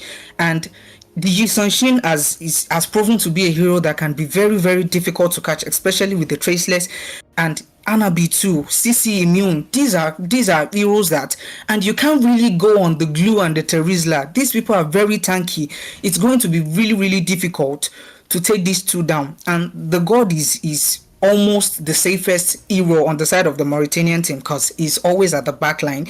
Before you get to him, you will need to take out these very strong tanky dudes in front. So I think it's a really scary thing for the Nigerian team because if they had a way to lock down these players, I think they would have had an higher chance of coming back in this game. But I feel like honestly, I'm not calling it yet, but oh, it's not good. It's not good. Definitely not the best condition here, Lucid. It's not the best condition at all. I think I think what Ken was trying to say, probably if they had like a Tig and a Lapu and a Camilla and get one of those very, very TikTok like, Tig 5 months old into Yeah. Camilla 5 man old. But these are things that are probably unrealistic, especially at the level that we're in currently. Of course, in my random games, it happens every time. We do that. We do that a lot. But it's definitely not going to happen here in the qualifiers. And even though it's things we don't like to say, but that's just how the game is looking. And unfortunately, because it is very, very possible right now with the current meta, the way the game is, it's very easy to throw games, yeah? But at the same time, you really need to do that over and over again. Maybe, I feel like at the very least, Mauritania currently has like 3 lives. They can literally afford to go, get wiped out, come back, and all their turrets will still be standing. That is how far ahead they are in this current game. So I feel like whatever it is that Nigeria is facing, as Shin mentioned, picking ping-friendly heroes, and you can see here, Terizla can basically just do whatever he wants and 0 damage. Yeah. They're dealing negative damage to Terizla. So if it is ping-friendly heroes, maybe Nigeria need to double down on that and pick that, or they just need to find out, okay, how do we slow the game down from the beginning? Because we could see the Novaria getting picked up very, very early from that right mid bush, the higher body, the YSS rather, coming out, surprising the Novaria. So maybe if you know that these guys are faster farmers, these guys will definitely be in your face very, very early on. Maybe just stay under your turrets. You might miss 1 or 2 minions, but it's fine. I rather miss 1 or 2 minions than lose all of my outer turrets. As you can already see, the first lot of the game is going to be charging into that bot lane. Shin. Absolutely. It seems like it's going to be a siege. The Lord is still working its way, but look at the time. The God is going to pick up a kill on towards 1, and they're still looking for more. There's going to be the immortality loss already, but look at the turret damage. It's going to take down the Terrorisla for now, but double kill already onto his Fadzi, and he's looking to end this game with the base being locked in. This is going to be a game for Team Mauritania to win. Wow. Wow, that was a quick, very, man. very quick game. That was a very quick game. I feel like is that under 10 minutes? It's probably under or just around 10 minutes. Over 10 minutes. Over 10 minutes. It was Interesting. over, 10 yeah. minutes, but it was just over 10 minutes, almost 11 minutes. And obviously this was not a contest. So whatever it is that happened, I feel like the Nigerian team really needs to go back to the drawing board. They need to check how they can. I feel like it's not 100% on the ping side.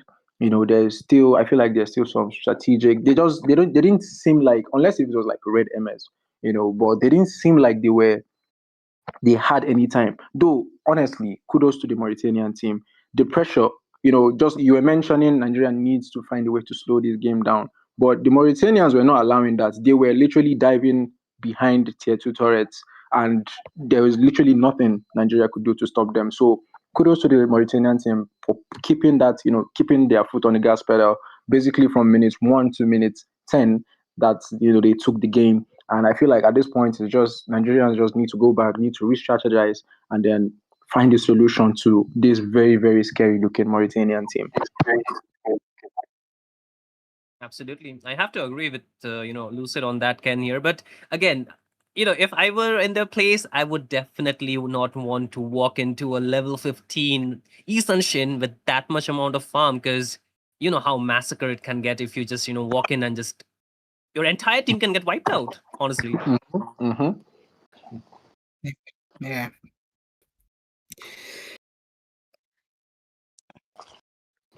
But Overall, that was a story. it was a really. You were saying I was saying like that was a story for this game though, but Team Nigeria, they have to find a way to climb back the ladders, right? Because they have been pushed down one step. But since this is going to be a best of Yes. 5, they still have plenty of opportunity to just win the games, I believe. Mm. Yeah. So, what do you think, particularly about the game? Not speaking about the draft in particular, now, but in game, Mhm. probably with the same draft. What do you think the Nigerian team could have really, really done in the early game to make sure that the game didn't end this way? Was there an angle for them in the beginning, or was it cooked right from the draft? Um, if I were to answer this question, I'll just keep it short. And I think I've already mentioned it in the beginning of the game that they need to put a little bit more pressure and avoid giving the resources to Team Mauritania, because they had heroes that actually get the power spike after getting their items, right? It's not like from minute one they have assassins that can just snowball the heck out of you. So I think it was kind of a very slow start for Team Nigeria, and it kept getting slower with each passing minute, and with each passing minute we saw the difference in goal. That what made the difference between these two teams, honestly. I think I completely agree with Shin there because it was. I would even take it a step further and say there was not much to really analyze as far as okay, what would Team Nigeria have done better, or what should they do better in the next game? I feel like they didn't even have enough space to show what they can do, so we can't even see the potential yet.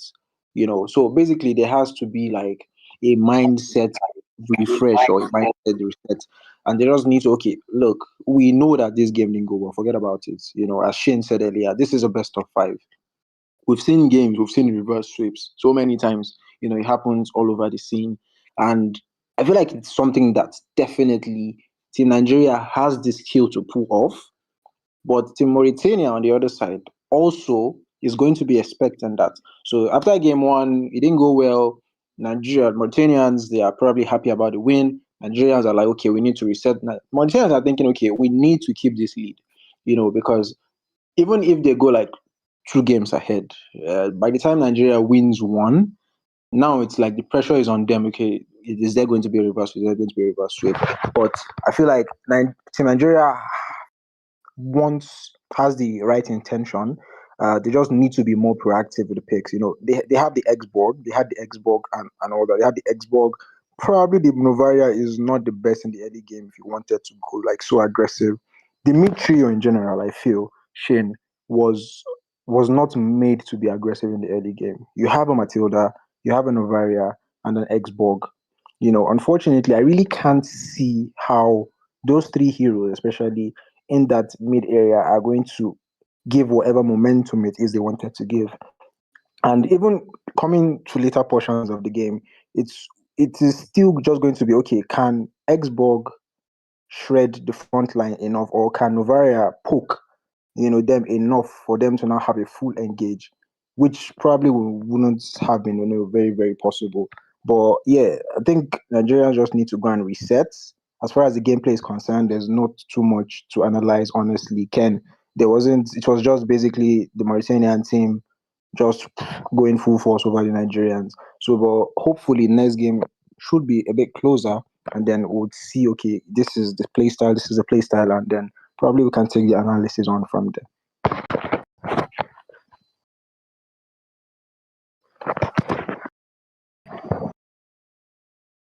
So Ken, what do you think? Like, are you satisfied with that answer, or do you think there was something more that Team Yeah, Nigeria could have done definitely, there? definitely. No, well, like as they said, their mid trio was not really built to be aggressive that early game, right? And I'll go back to what he said during the game. I think it was when they were knocking down on the base. He said the early game that they should have probably just stayed under their turret. That it's okay if they miss a minion or two. That's still better than getting picked off in the early game. And I really, really agree with that. I think that Novaria, the first kill on the YSS got on the Novaria, I think it was not really it was not even really an overextension because she was not that far from her turret. The Novara was not too far from the turret, but like that's the YSS for you. So I think they should have, with this kind of composition, they should have they have drafted a comp that snowballs as the longer the game goes, the scarier their composition gets. I think they should have just played to their strength. And I think that was exactly what the Mauritanian team did. They played to their strengths. They realized that okay, we have we have a composition that can basically allow us go for this fight early game that allows us to be as aggressive as possible. And their composition, there's nothing their composition can really do against us. And they played to that strength from the very beginning. They didn't give them space to breathe. They didn't give them space to recalibrate. They were all over the map, taking things as they wanted. And I think that's what the Nigerian team could have done. And that's what I'm expecting for. I expect to see these two teams playing fully to their strength and the strength of their draft. Quite agreed on to that. And hey, G Vibes, if you're here, man, I need your vibes in this as well. Like, what do you think went wrong for Team Nigeria in this game? Mauritania, what did they actually, made a magical turn for this one?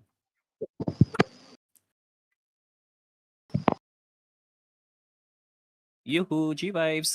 I think he's just not ready to talk with me yet, guys. So back to you guys again, Lucid as well as Ken.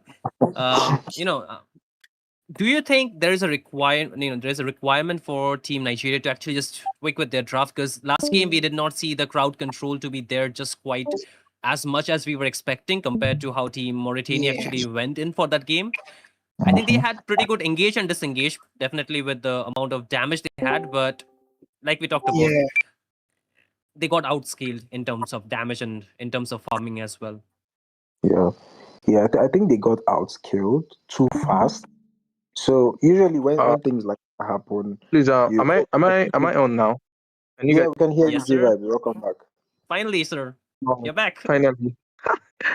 Sorry, I'm back. I've been watching the game from the set, so I've been watching the game, seeing the picks and the bans, the analysis and all. Uh, what I'll get to say was really good job from both teams, really good team fight execution, and rotation from the Glow and the Terrorsla.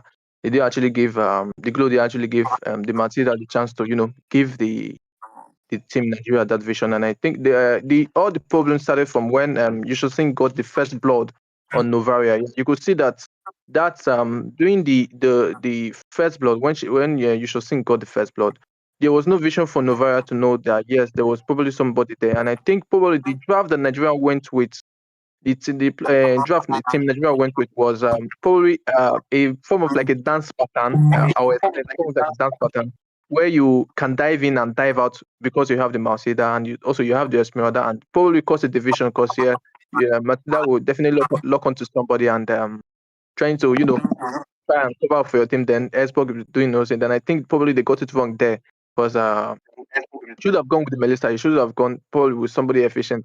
Probably the Beatrice would have done something better. And Team Motivania got that hint of probably what they want to do, and probably they locked on the globe because he's killing and his vision, and his CC here will definitely do them in. And that diving from Teresa will definitely disrupt them. And the Novaria pick too was. They definitely they didn't have the tanky pick, so definitely they would need those visions to probably avoid those team fights, avoid those CC, avoid those diving from the enemy team. And I think they got it wrong all there. Probably they would have gone for something more efficient. I didn't know probably what they are going to do for their next game. They should just get their head around it. Be specific on what you want to do. Don't speak. Don't. I don't know the kind of language to do, but just be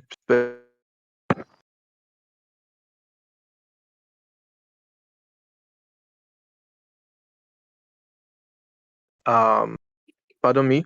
Yes, sir. If you're going for a split push, you draft for a split push. If you're going for probably a team fight and an early game dominance, or probably late game or mid game dominance, probably like you said, they should just try to get yourself. The communication wasn't there from the beginning. You could see the communication between the Esmeralda and the Matilda wasn't there. Also, the Novara was just probably I think the Novara was just clueless because the rotation from them was just off, and the Xbox too. you can't be playing an Xbox and probably you don't have somebody to get that CC for you to be able to perfect your ult and all those things. So I think that was where they got it wrong. I think that's an amazing analysis from your end, man. That was a very good breakdown. And Lucid, I believe Lucid and Ken, both of you, I believe there was some lack of synergy as well among the heroes. Definitely, I do understand the idea between the Xborg as well as the Matilda, but the Nuvaria kind of felt out of place for me. What do you think? Yeah, 100%. I feel like that was an issue we saw like right from the draft phase. It felt very, very disconnected. Yeah. So like even all the way up to the Esme, of course, Esme is supposed to just control her lane and all that, but Novaria just seems to be missing. Even if she does end up poking somebody, I feel like they don't have. There was that follow up was just not there. Okay, so if we do end up poking you guys low, how do we follow up and then finish up on the initial damage that the Novaria has caused? It just was not there, and I don't know, but maybe Ken, what other picks in the mid lane? Of course, the game is gone, and this is just analysis, but I feel like it's very difficult to fix a mage hero. What mage hero would have been good into an Xbox jungle and the Matilda? I feel like the options are not really much to complete that.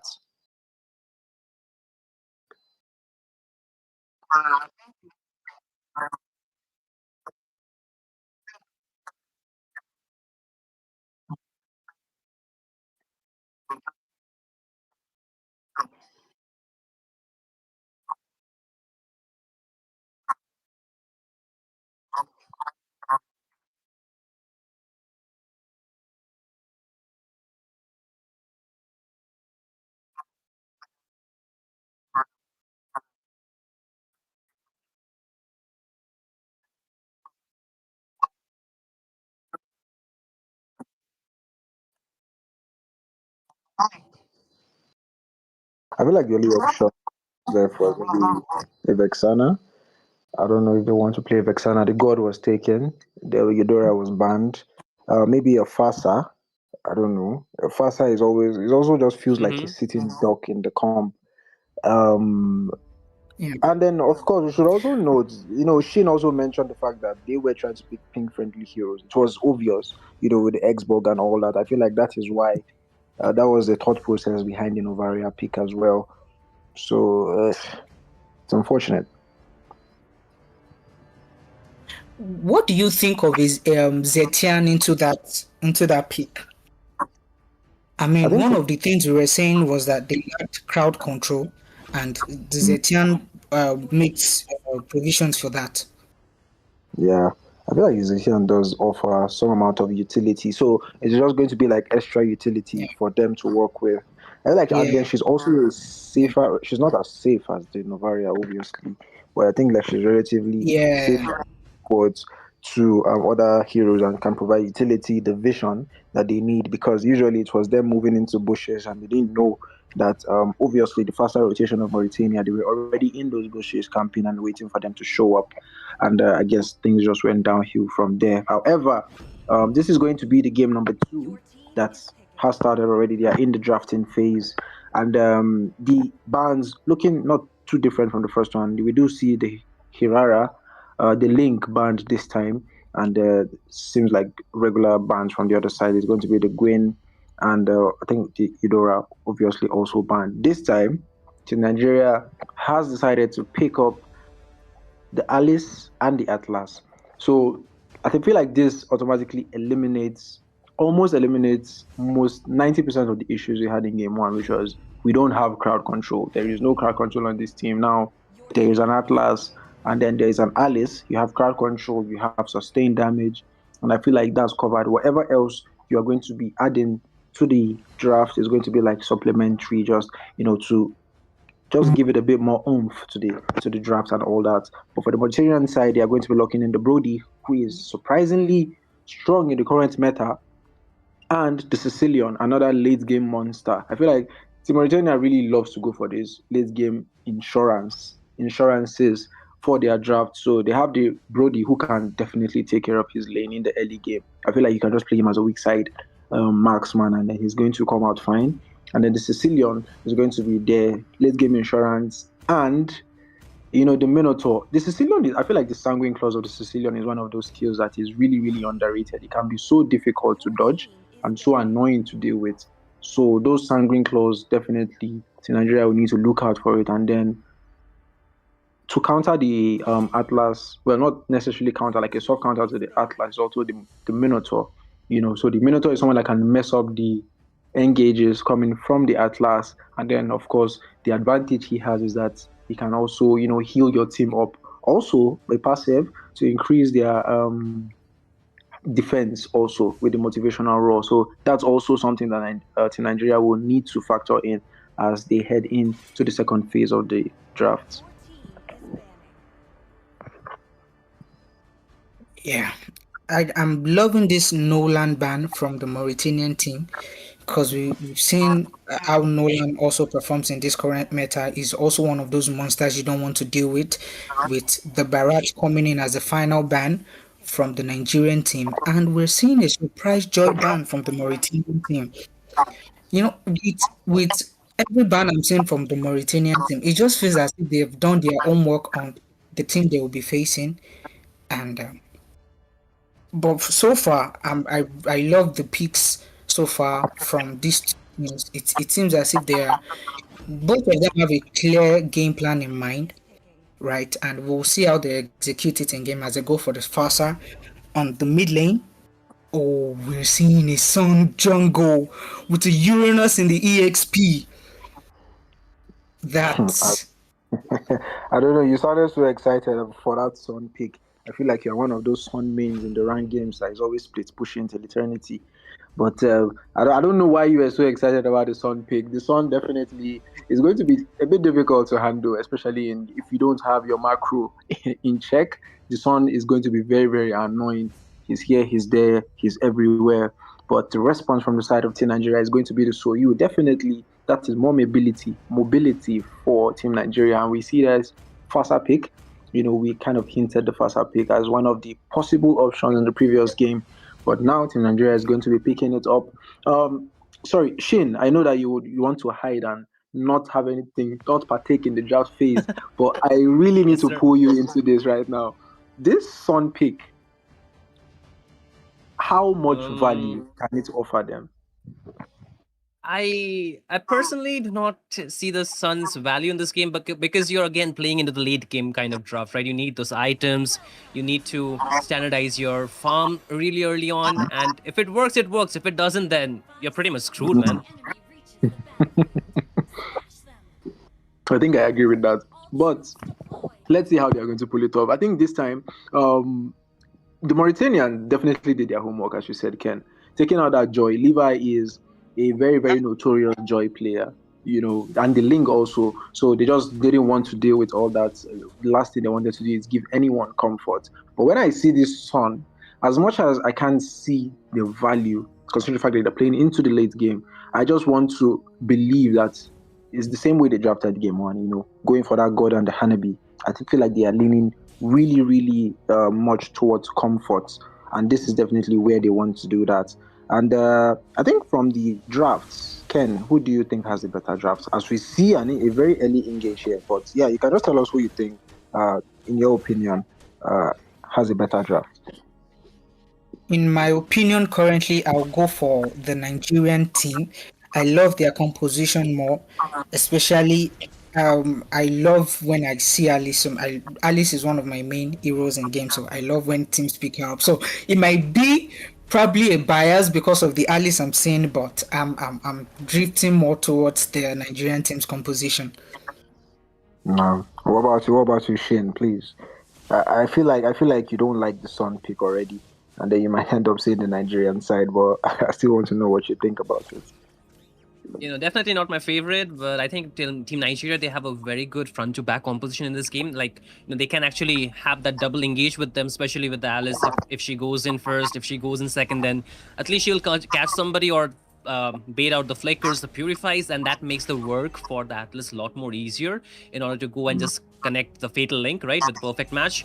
But that's not it. Even if they escape, they have the Farsa still to bombard with the feather airstrike, right? So I love that combination with the front line as well as the back line working together. And plus, there is a quick rotation with the Farsa. So I think in terms of rotation, Team Nigeria can do a lot more. But it seems like the things are stirring quite a bit because the first turtle will already be up. The Alice already trying to go for the engage. The feather airstrike drop down, but instantly get cancelled out looking at the Uranus jumping in. But then again, the you will secure the turtle for now, but then again, it seems like a little bit tight spot for the team to be at, and that's a 1v1 bot on one on the bot lane by the Melissa. So this is going to be a pretty good start for Team Nigeria already. Yep, a very, very good start from Team Nigeria. Do end up managing to secure that turtle. And okay, I think G Vibes is back with us. Thank you once again for joining us, G Vibes. And I know you've been listening all along. You saw how the first turtle fight went. Is this what we should be expecting? We saw the Alice was literally just doing whatever she wants in the backline, and I feel like right now, with how strong Nigeria's objective control is, I feel like Team Mauritania might have a bit of a tough time here as Son is going to get his blue taken. Is this what we should be expecting from all team fights, G Vibes? Interesting draft. I wasn't actually pick, so it was totally off the book. But I think, like Shin said, we're going to see probably a back and forth rotation from the side of Team Nigeria, and we'll get to see Minato drop onto the Atlas. Interesting pick from both sides, and going on the Sicilian and the Sun. I think probably they just picked on the Sun probably to try to lock on the one-man target, trying to get them to respond, trying to limit them from the resources, and I think it's not actually going well for them. And we're going to get an early game. And I think Body was able to survive that, but I don't think he was able to go free. And there, he definitely drops to Yushon Singh. Yeah, interesting dive from Yushon Singh. Like I said, it's going to be a back and forth game from the side of Nigeria. If Mauritania are not actually careful, and there, Son is actually going to drop to Frasa. Wow.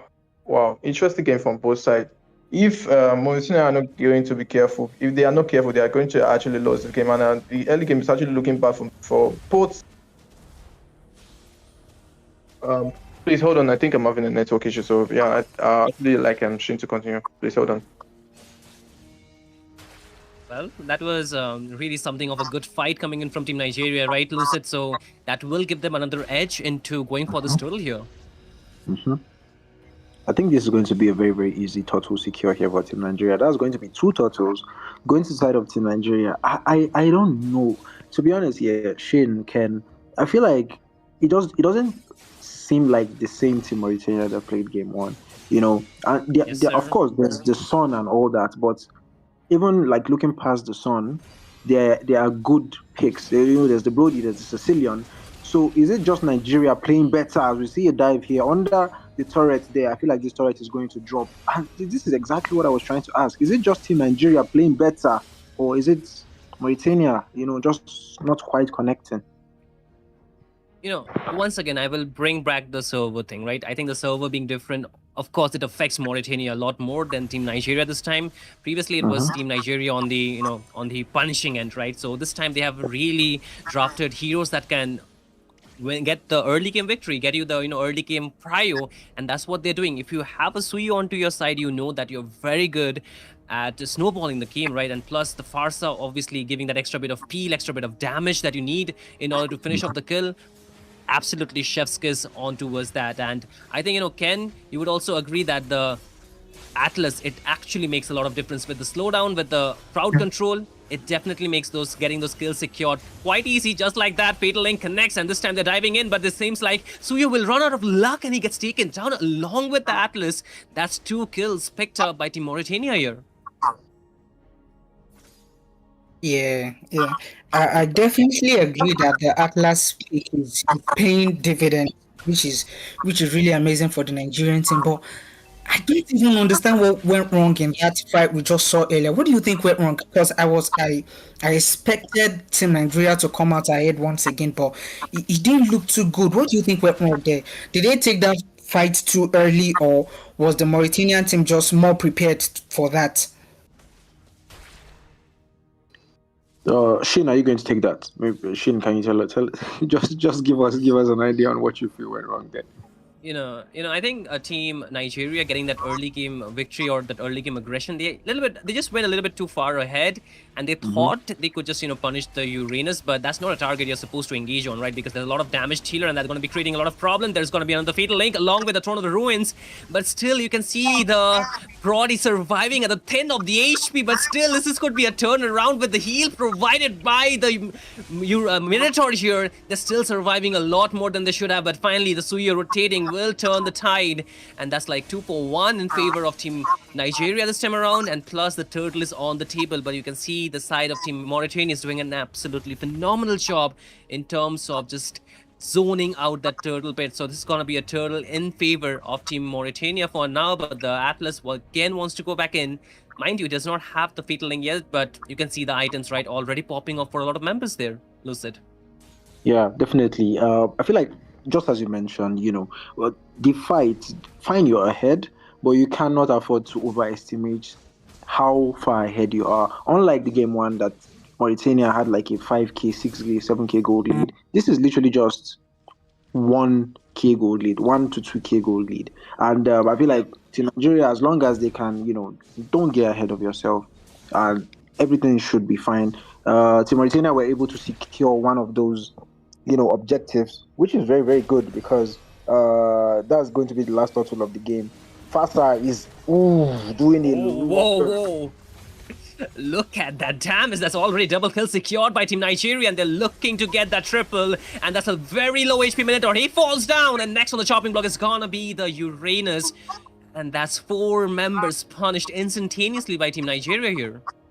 We can already see Son doing some things, trying to see if he can split push, get something else somewhere on the map. But I think I really love how, Team Nigeria has played this. Even the fights that they lost earlier, the fights they took rather in the top lane and lost, even while all that was happening, Melissa was able to, Fasa hurts. But Melissa was able to, get a turret in return. So basically, they did end up losing the outer turrets in the mid lane, but they got 2 on the side, and now they are basically just pushing everything in. This Fasa is looking like she's going to be a very, very big problem for them, unless, of course, if they can get to that mid to late game where Minotaur and the Uranus can, sustain a bit longer. But then there's also going to be a Melissa after she ends up, getting her Trinity in check. It's going to be something really, really difficult also. So it's basically problems upon problems, but I think Team Mauritania, all they need to do is deal with one problem at a time. And I think the current problem is going to be defending this Lord push that they are going to be faced with in like 30 seconds or more.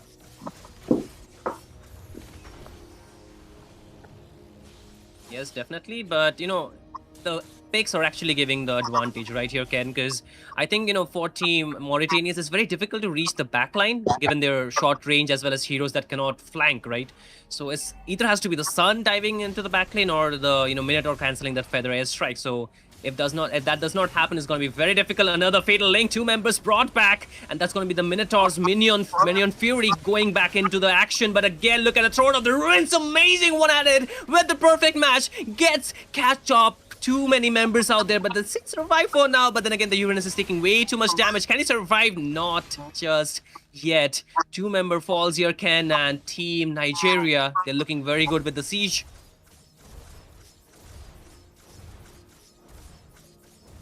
Yes, I agree. They're playing it really, really well, and this was one of the things we said after that second game, that they really need to start playing more to their strengths, and that's exactly what we see them doing here.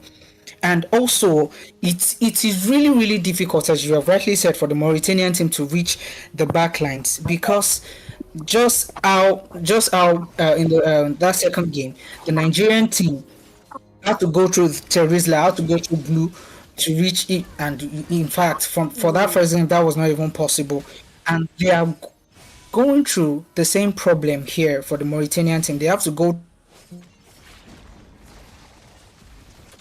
Definitely another team fight breaking out. You can see already the minion fury being used up, but that's not really doing too much. Amazing fatal link added. 3 members instantly fall down, and the 4th one was on the chopping block. But again, they are going back in. You can see Dal is doing his work along with the Feather Airstrike dropping down from the back.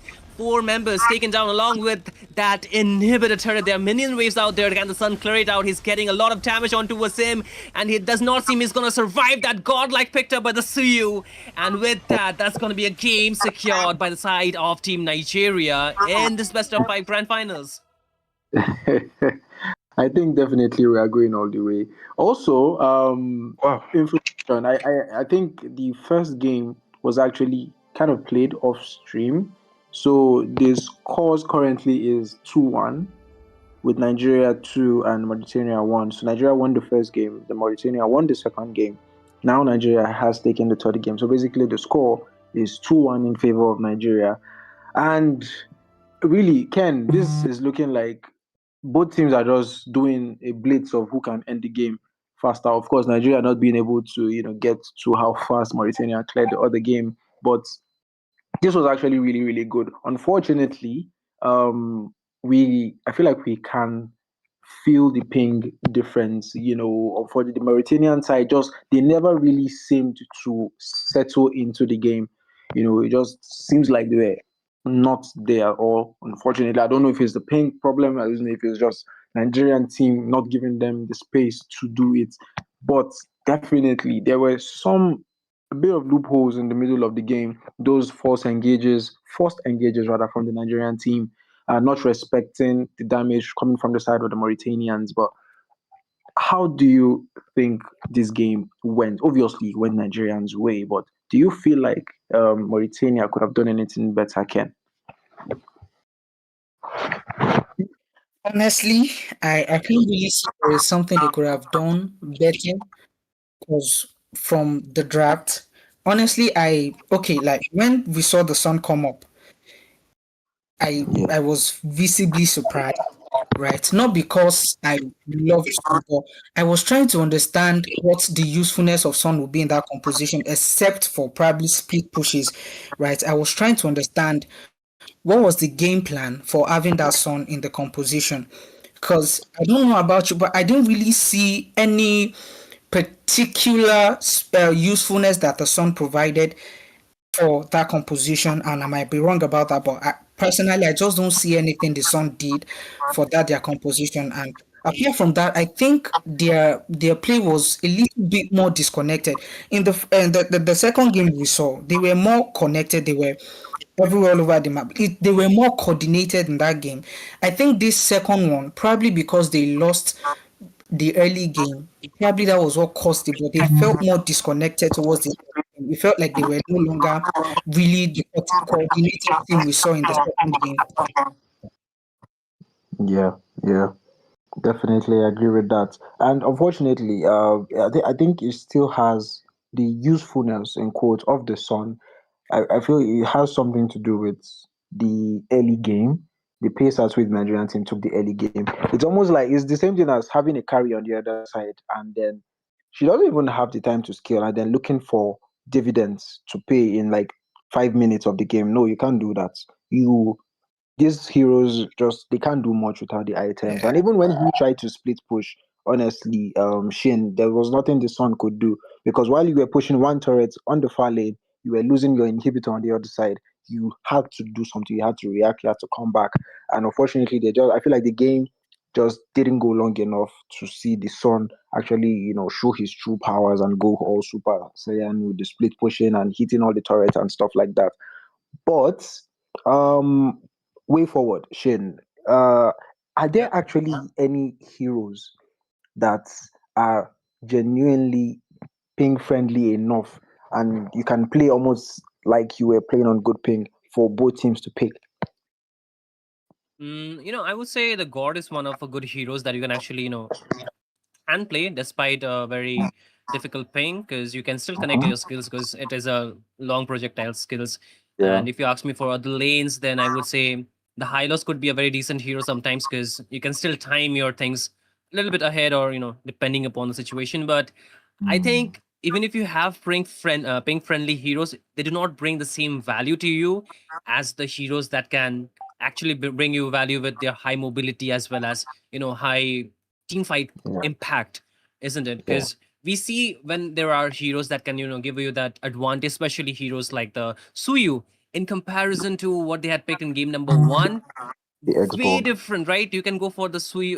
The Xbox is decent, but you still need your items. You still need that placement for you to, go with the death blow, go with the last insanities to just burst down the members. You at least have to pick the Xbox against, I would say, not against the assassins, not against the marksmen, but mostly against the utility kind of draft, right? Utility junglers. And if you do not Yeah. do that, then you're pretty much cooked, I would say. There are no other terms that I can actually come up with for this one, Lucid. But again, I think for Team Nigeria, since this was their server, they were looking much more comfortable compared to game number two, right? So if Hmm? I think, again, Nigeria do not get their own server, they have to again depend on the heroes that are not very ping friendly. And that again throws back the advantage to Team Mauritania here. And with the current score being 1-2, I think if Mauritania wins the next match, then that will automatically force a game number 5 where there's going to be a toss, right? And in that toss, whoever wins the server, the advantage is again going to be shifted towards that team. So a lot of the things actually is depending on this game. If Nigeria somehow, some way, they can win this game, that's the series for them, buddy. Hmm. All right. So basically, Team Mauritania's objective is very clear. They need to win this game. I feel like okay, Yes, fine. sir. It's okay. You can rely on the coin flip for the match point. 2-2. Let's do a coin flip, but they cannot afford to lose this match at all. And I think they know that. And fortunately, hopefully, or maybe it's going to be on their server, so they will be able to do whatever it is they can to secure the victory. But I think Team Nigeria, contrary to how the first game went, their previous games that they have played and them coming up to this stage, we've seen them use these heroes and play on other servers. And they've actually done. I feel like they've been practicing it. Of course, all the teams know that this is how the qualifiers is going to be. So definitely they must have been practices that have been put in place, and even the coaching staff must have tried to do some research and see, okay, how do we do this, how do we pull this off. It's not easy, but it definitely is possible. So Mauritania should be able to secure this if Nigeria doesn't cause an upset. But Ken, I actually wanted to ask, uh, do you feel like they can still like play coordinated regardless of what's the hero? Of course, if you have higher mobility, or rather, if a hero has a higher skill cap, definitely the hero is better. It's like playing a Fanny, comparing a Fanny to a Hylos. It's easier to play Hylos ping, but definitely the Fanny is going to be more effective throughout the game. So, do you think that they can still pick these relatively ping friendly heroes and still just play as a team? Fine, we understand that it's not the best connection, but does that stop you from moving together, rotating together, ganking together, and things like that? I really want to know that, Ken. Okay, I think, in my opinion, I don't think the ping should be. Yeah, the ping is a problem, right? I've I know what playing with bad ping, what it means. So, but I think they can still win a game with these ping friendly heroes if they just honestly, if they just find heroes that okay, find their ping friendly and they can also synergize with one another, and they devise a strong game plan. It's not as if okay, because we're having bad pings, let's just ping friendly heroes and we don't care about the synergy between the heroes we're picking. So we're just picking ping friendly heroes and we'll just go into the game with hoping that we'll win. That won't actually work. You can still go for ping friendly heroes that can synergize well with each other, and you can still have a game plan that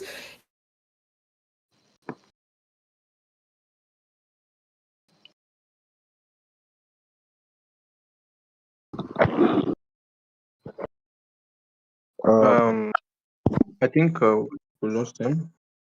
I think okay. yeah. Shiu, I'm back. Yeah, I'm back. Interesting game for both teams. Yeah, like I said, I did actually expect the Sun pick, but I think they were actually trying to give Sun most of the resources, probably kind of an hyper carry like we do in ranks in our server. Yeah, so I think it did actually go there for their they actually go well for them because of those dive in those CC from Atlas, and I think the Sun pick was was trying to see if they could evade those attacks. But yeah, you definitely have the faster. So if you escape the Atlas and you escape the Alice, yeah, definitely you won't miss the faster. So I think that was where they got punished. And interesting game from both teams, Team Kenya and then Team Nigeria. And I think the server issue, the coin flip of the thing, the issue is actually was giving them, I think, an advantage. You can see probably a back and forth team play during those games. Yeah, you see them being probably bleed low, being probably they are not reacting on time. So I think that's what's actually giving both teams the disadvantage. Yeah, I think the pink playing on 150 ms, probably 100 ms at least. Yeah, I think that give them the disadvantage.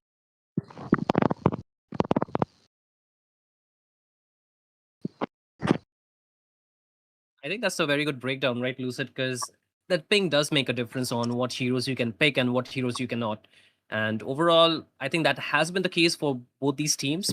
And if we just dive deeper into it, the problem is not because they cannot play the heroes. It's because if they can pick the heroes or not. And depending upon the heroes that we have seen so far, I think if Team Nigeria can get a very good edge in terms of drafting, and if they can get that early lead, they can make a lot of things work. But at the same time, Mauritania, they can do the same thing.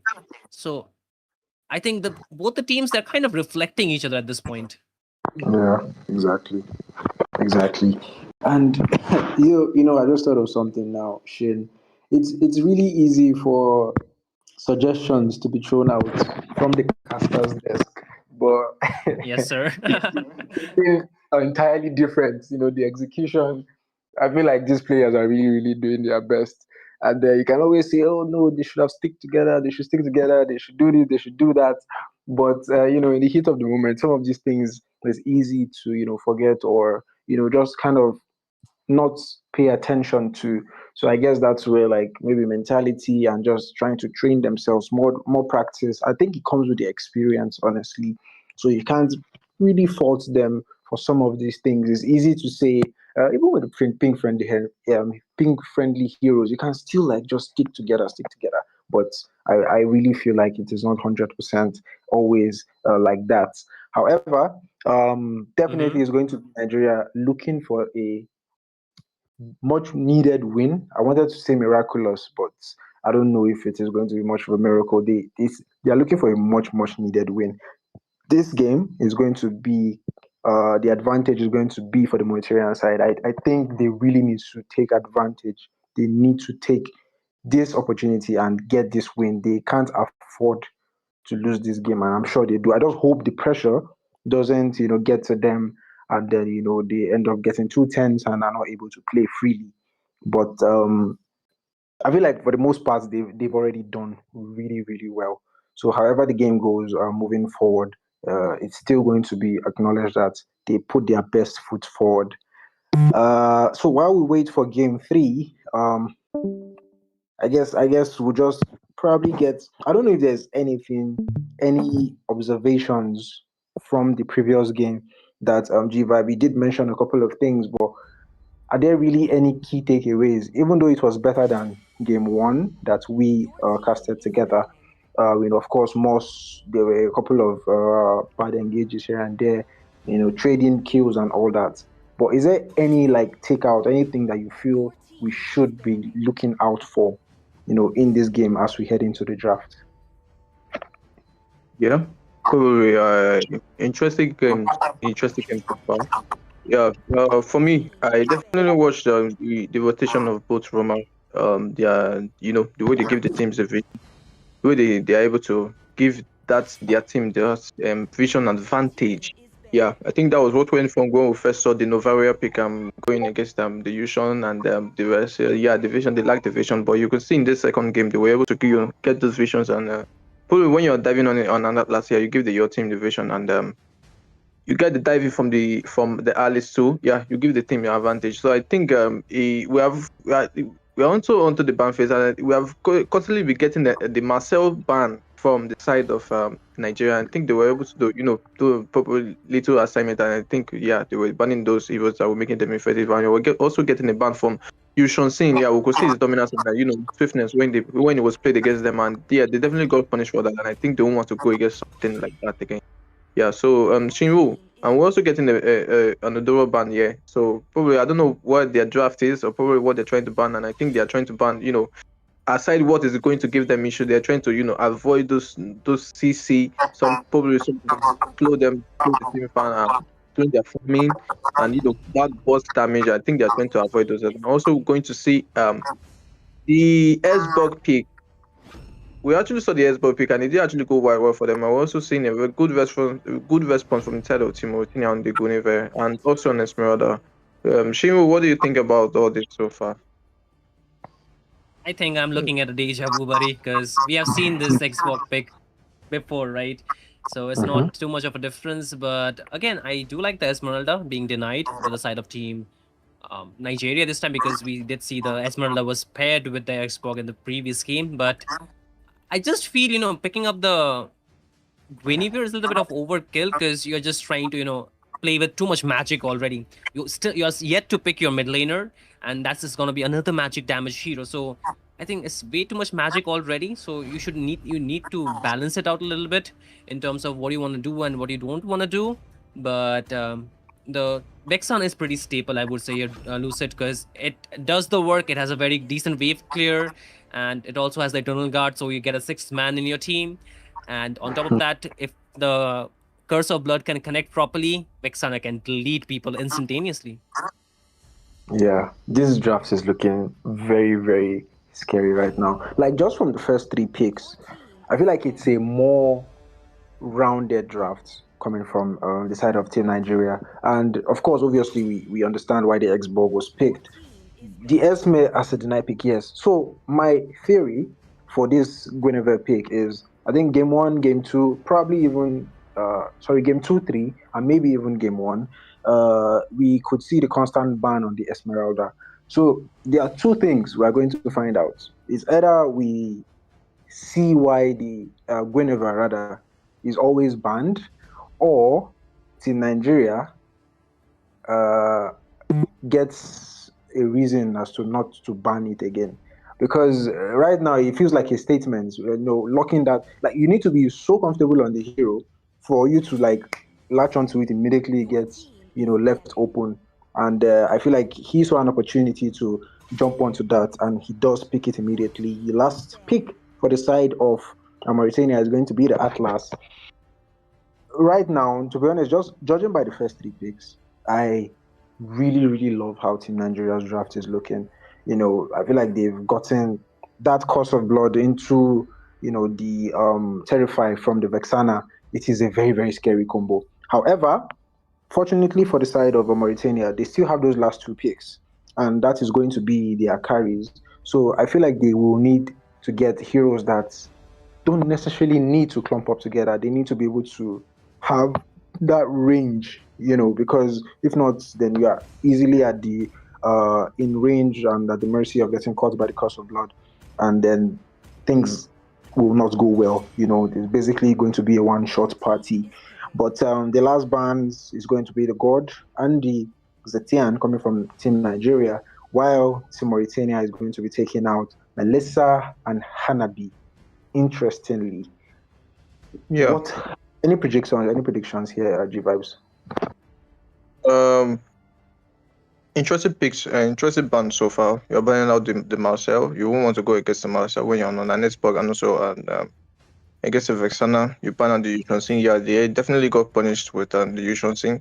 You're also banning out the Udora because of that boss damage. Yeah, probably you won't want to sacrifice your good laner. I'm also seeing a good response from the side of Motorion and Mage, and they're going on Frasa. Yeah, we saw the Frasa on the Team Nigeria on this previous game, and it actually went well. And I think Nigeria probably they'll be able to find 1 or 2 things to work well with the Esports. Yeah, we could see with the last time they picked up the Esports, there was not actually good enough CC for enough sustain on their front line for for him to get in and dive in on those objectives and all those things. So yeah, I think they're probably trying to revolve around it and probably make a good decision this time. And I think Team Motorena are not going to hold back Because you have the Esmeralda, and definitely they have to ban out the Zentian. Yeah, you won't definitely want to get them knocked down. Probably get it too much CC, and you give her a free chance to dance around. Yeah, you definitely have to ban out the Your team Zentian. is picking. So good response from them. Honestly, if I were to speak about this, I just feel like Team Mauritania is trying to do what Team Nigeria did to them in the previous game, with that range, with that crowd control, right? Overloading, with very good team fights. It looks very good on paper. In terms of execution, it can make things difficult. But on the other end, I just feel Team Nigeria are doing the same mistake what Team Mauritania did in the previous game, not having enough heroes to just flank with, right? They have pretty good team fight, don't get me wrong. They have pretty good crowd control as well on that side, on that department. They are pretty well checked in that checklist.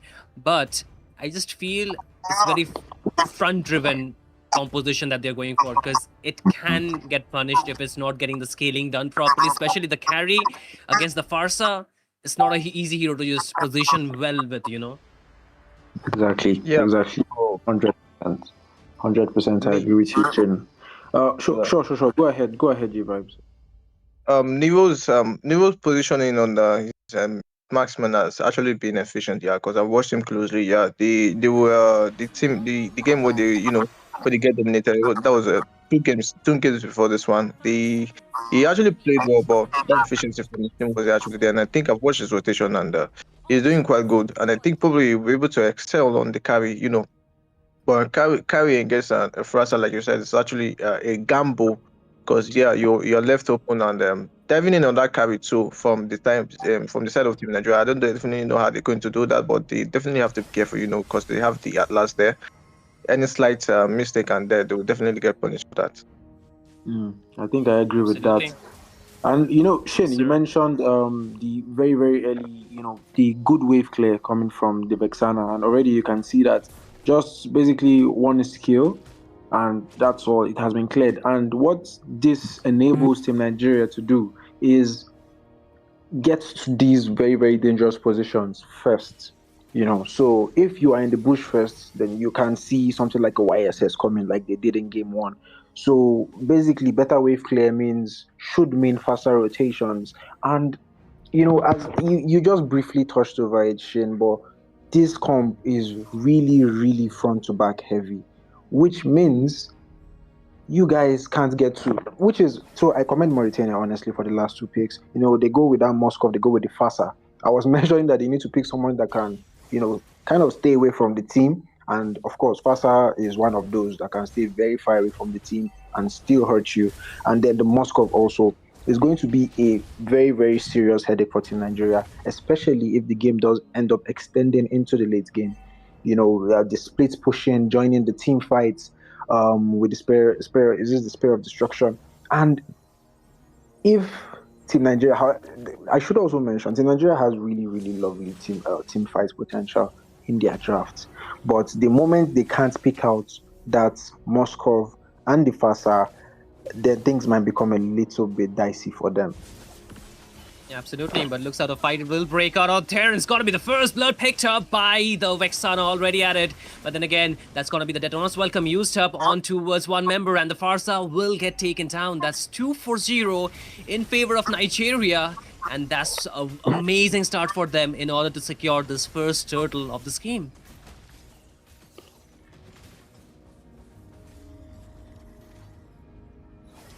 G-Vibes, are you there? Okay, G-Vibes has abandoned us again. But yeah, that's going to be the first turtle going to the side of Team Nigeria. And I wonder why we didn't see this Vexana in the first game. Ooh, in the top lane there, we're going to see, is that a solo kill? No, actually, it was a gank onto the Barats. And Yes, sir. that would mean that's getting something back for, ooh, I think. Wait. Oh, that's a 1v1. But look at that clutch. Look at that clutch. He was not on a flicker. He was on a purify. Used at the perfect timing with the Eternal Night Ant. What a play, man. Amazing to watch. That was a really, really good play there from Tata on the Vexana. I think the timing on that Eternal Guard was basically as clutch as it could be, because any sooner or any later, that would be a very, very dead Vexana there, and that would kind of set them back. This early lead that they have managed to garner. Absolutely. But yeah, so the thing is, yeah, I think Mauritania really needs to identify how dangerous it is, especially in the early game, taking on Yeah. team fights versus this comp from Team Nigeria. Because very easily you get crowd controlled if you get terrified, and there's also the Daytona's welcome that I actually didn't even pay attention to during the draft. Was going to be a fatal link, Shin. Oh my goodness, look at the amazing layering of the skill. The crowd control with the Fatal Link, the jump from the Violet Requiem, and then the Feather Airstrike all dropped down perfectly just to take down the Vexana. Knowing the fact she did not have a Purifier, and the jump connects out there on towards the Carmilla. They want to get the skill secured, but slowly but surely, it seems like she will survive for now. Amazing. So, oh wait, the SOD just missed by a little bit out there, but that was a really good speedy light wheel out there just to just stop them from now. But again, the turtle is up, the rotation is going to be there. Team Nigeria, they want to take this as well. They got the previous turtle and they want one more, while they added 1v1 between both the goal laners. Is going to be a little bit too much damage for the Moscow to sustain, but on the other end, the turtle will get secured by the Guinevere out here. But look at the Xbox, does not have the Firag arm anymore. He gets taken down in the hands of the Esmeralda, and now the rest of the team, they're trying to run away towards safety under the turret, but that has done enough for them.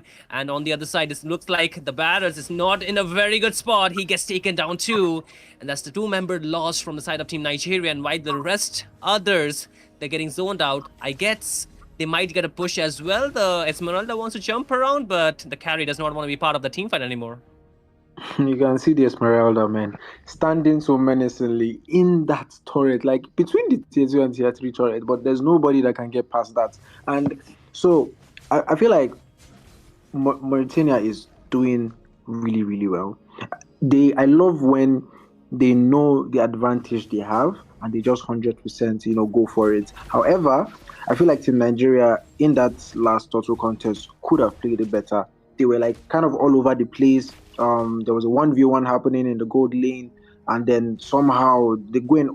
We can see again another fight happening. I think it's the Xborg who is going to lose his Ferraga armor. We can see the Fasa, a lot of pressure being applied. Cost of blood actually does connect onto two, Shane. Whoa, that's a very good team fight for the side of Team Nigeria. They already got it down 2 and they're looking for the third. They find it as well. That's going to be 3 members dropping down instantaneously. And like you mentioned, amazing Curse of Blood out there.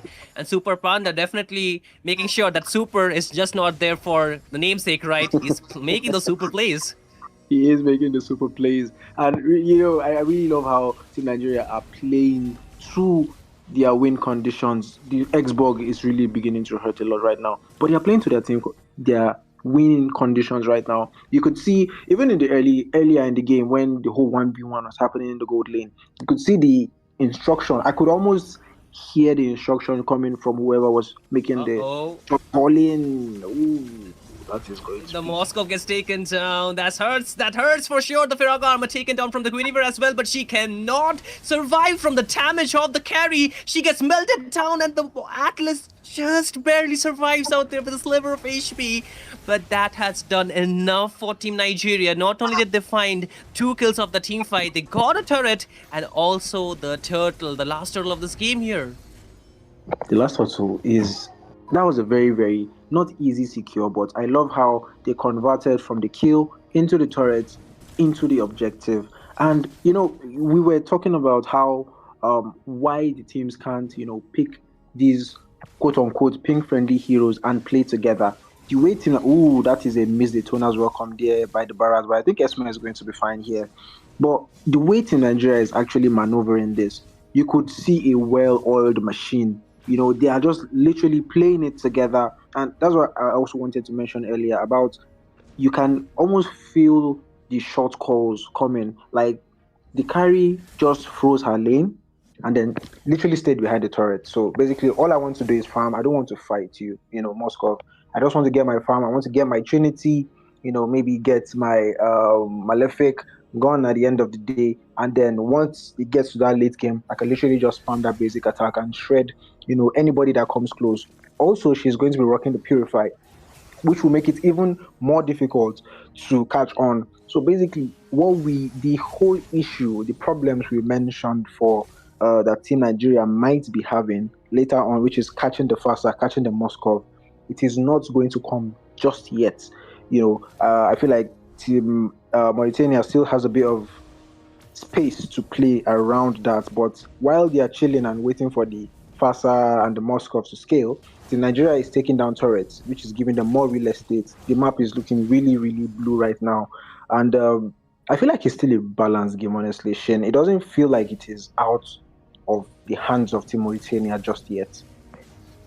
Definitely. I think the game is still within reach for Team Mauritania's out here, but another fight breaks down. The Guinevere cannot even move. Look at that crowd control being dished down onto her. She gets taken down out here at a very crucial timing when the Lord will just spawn, and this gives Team Nigeria so much space to play with, so much time to play with, that they can easily secure down this Lord. On the other end, Mauritanians, they cannot even walk up to the Lord pit. They will try though. The Esmeralda instantly get gobbled up by the Daytona's welcome, and that's going to be creating a lot of space for Team Nigeria again to play with. But meanwhile, the minions will do their work, take down a turret onto the mid lane for Team Mauritania.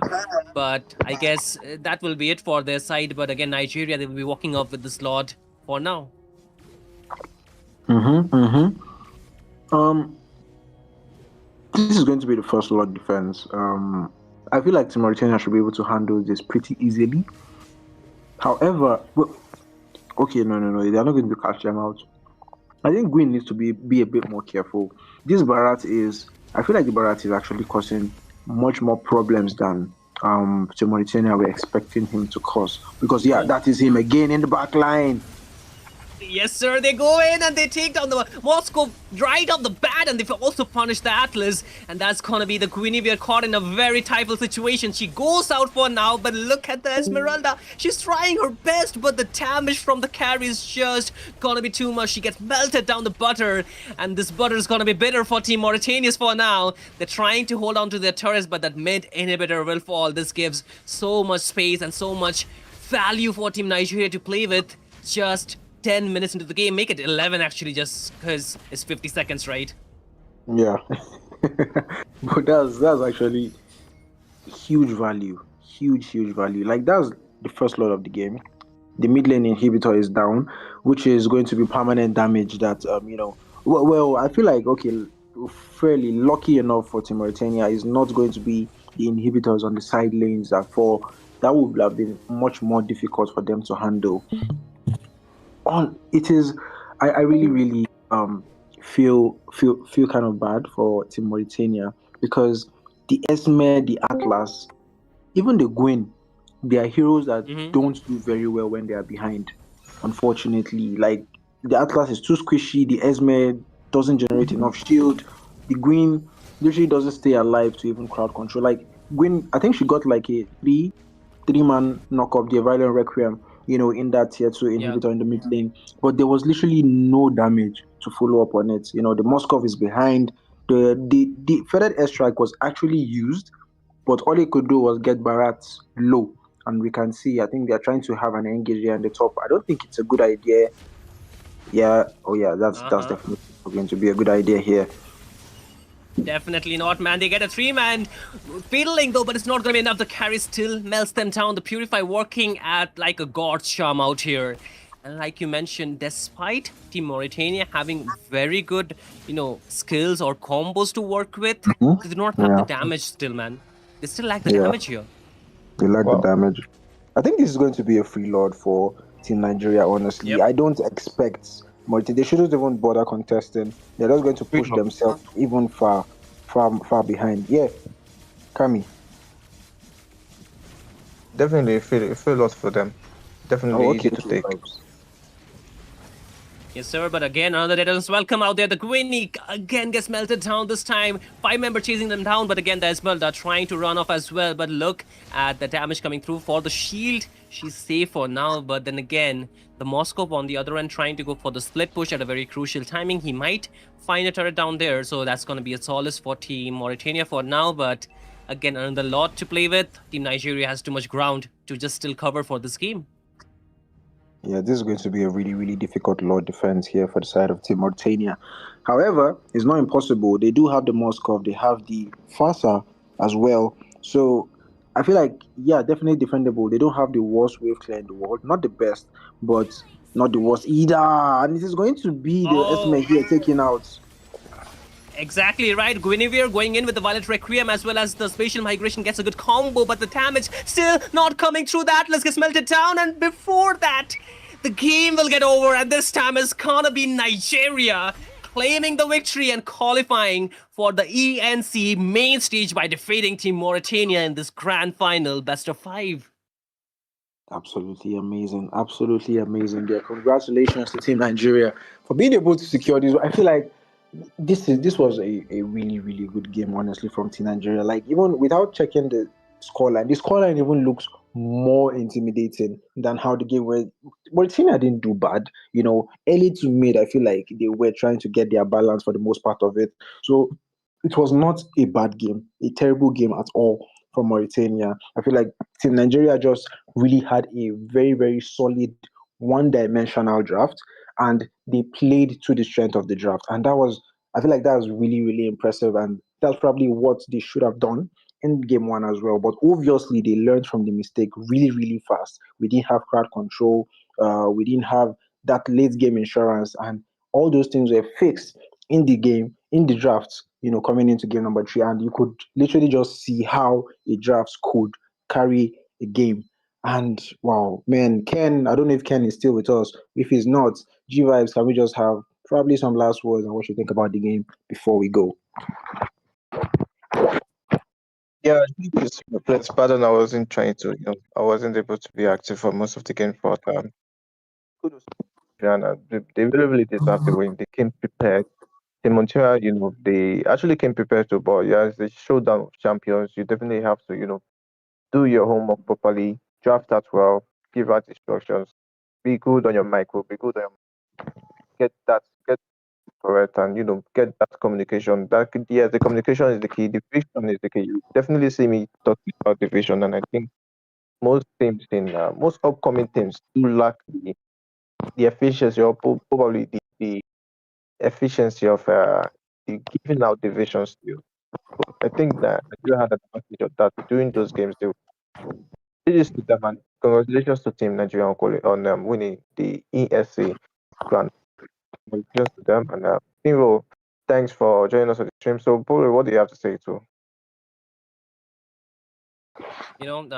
Lucid, this is going to be the final words from my side as well. But I think Team Mauritania, they tried a lot. The draft was amazing, but Team Nigeria, they were so good at punishing, right? Every time Team Mauritania tried something, it got instantly punished by them. And I don't think Exactly. so. The draft or the gameplay could have been any better from Team Nigeria in this particular match because it was flawless. I think there were some mistakes as well, but I think we can just overlook because they were not playing on their home turf. It was a different server, but despite that, they did not give up on their dominance. And Nigeria had an amazing display of their skills, amazing display of their synergy, I would say. And that's why they are the winner of this match 3-1 in their game in their favor, and also qualifying for the ENC main stage. Not easy tasks, man, but Nigeria, they make it look very easy. Well, very, very big congratulations there to Team Nigeria as they do end up qualifying. Thank you so, so much for having me. Myself, Pixels, G Vibes, Shin. It was really, really amazing casting with you guys here. Hopefully, we get to see you, or rather, I get to see you guys casting for the main stage there at the ENC, hopefully. And I really can't wait to see what comes next for Team Nigeria. Hopefully, this is going to be like an opportunity for some attention to be paid.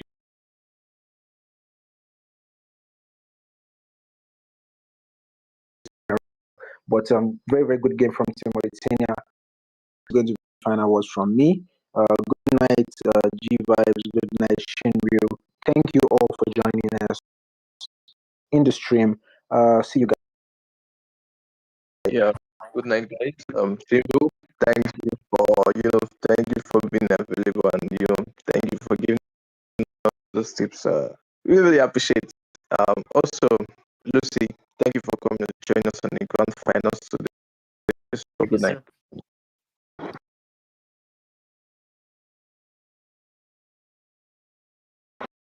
amazing one for Team Nigeria, and we are looking forward to their gameplays and looking forward to how they perform at the ENC main stage. And with this, we call it a night.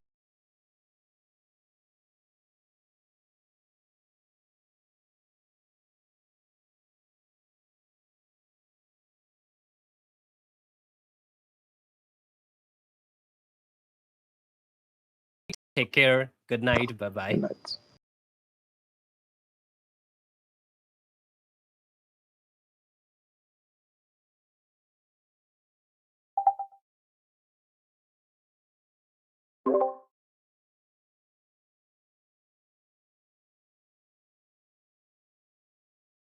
No issue. Congratulations. Congratulations, Kami, first of all. Congrats, Kami. All right. The stream is. I think we can run away now. Abi. The stream is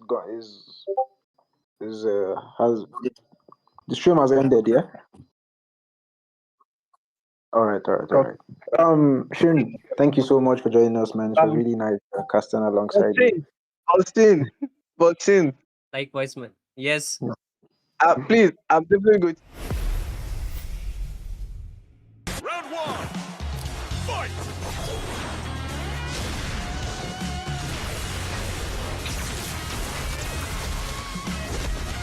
KO. Naira.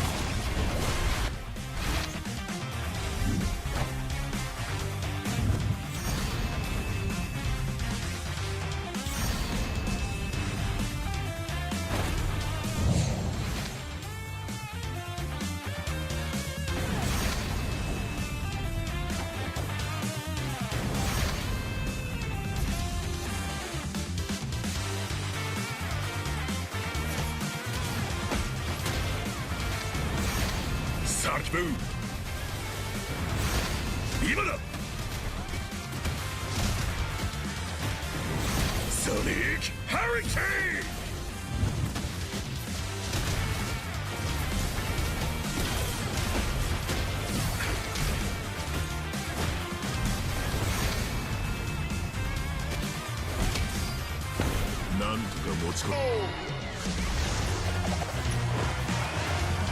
Naira.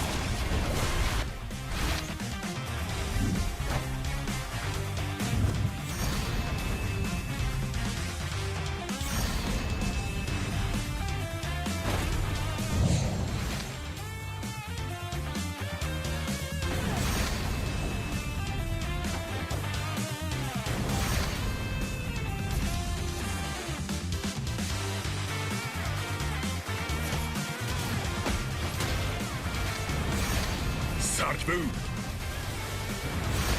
今だ。Sonic Hurricane.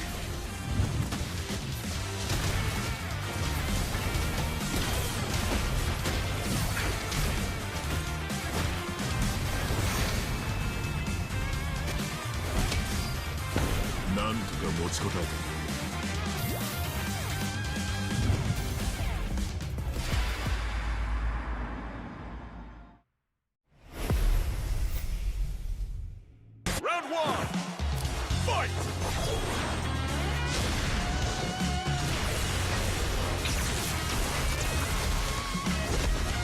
KO. Naira.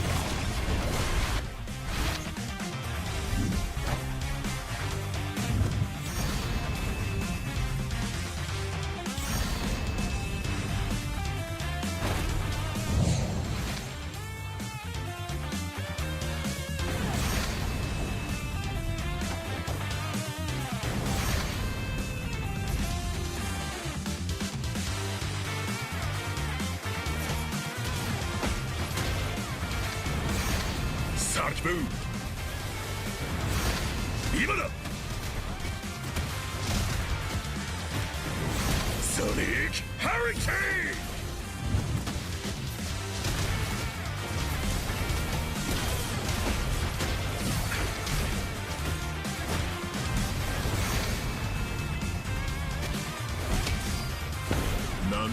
ちこたえた。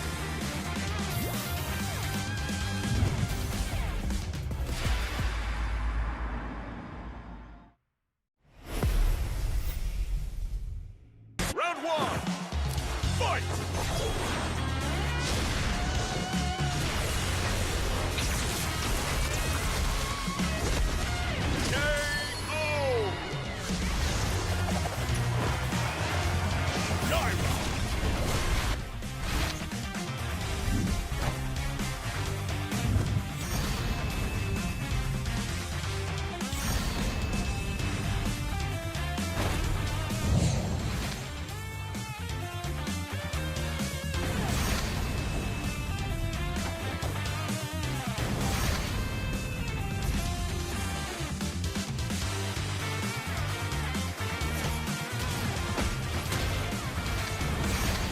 Sarge move!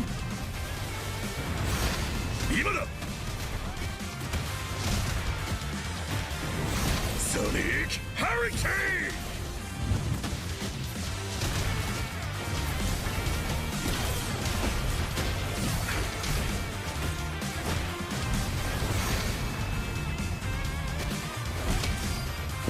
ン！なんとか持ちこたえた。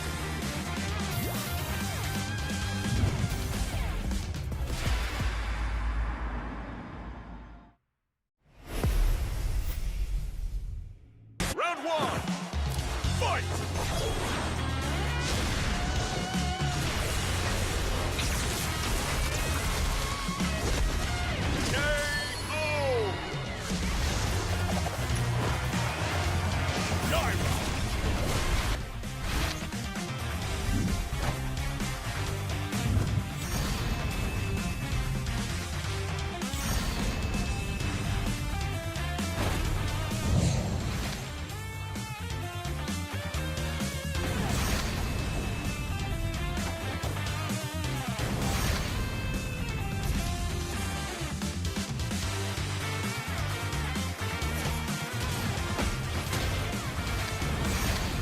Sarge move!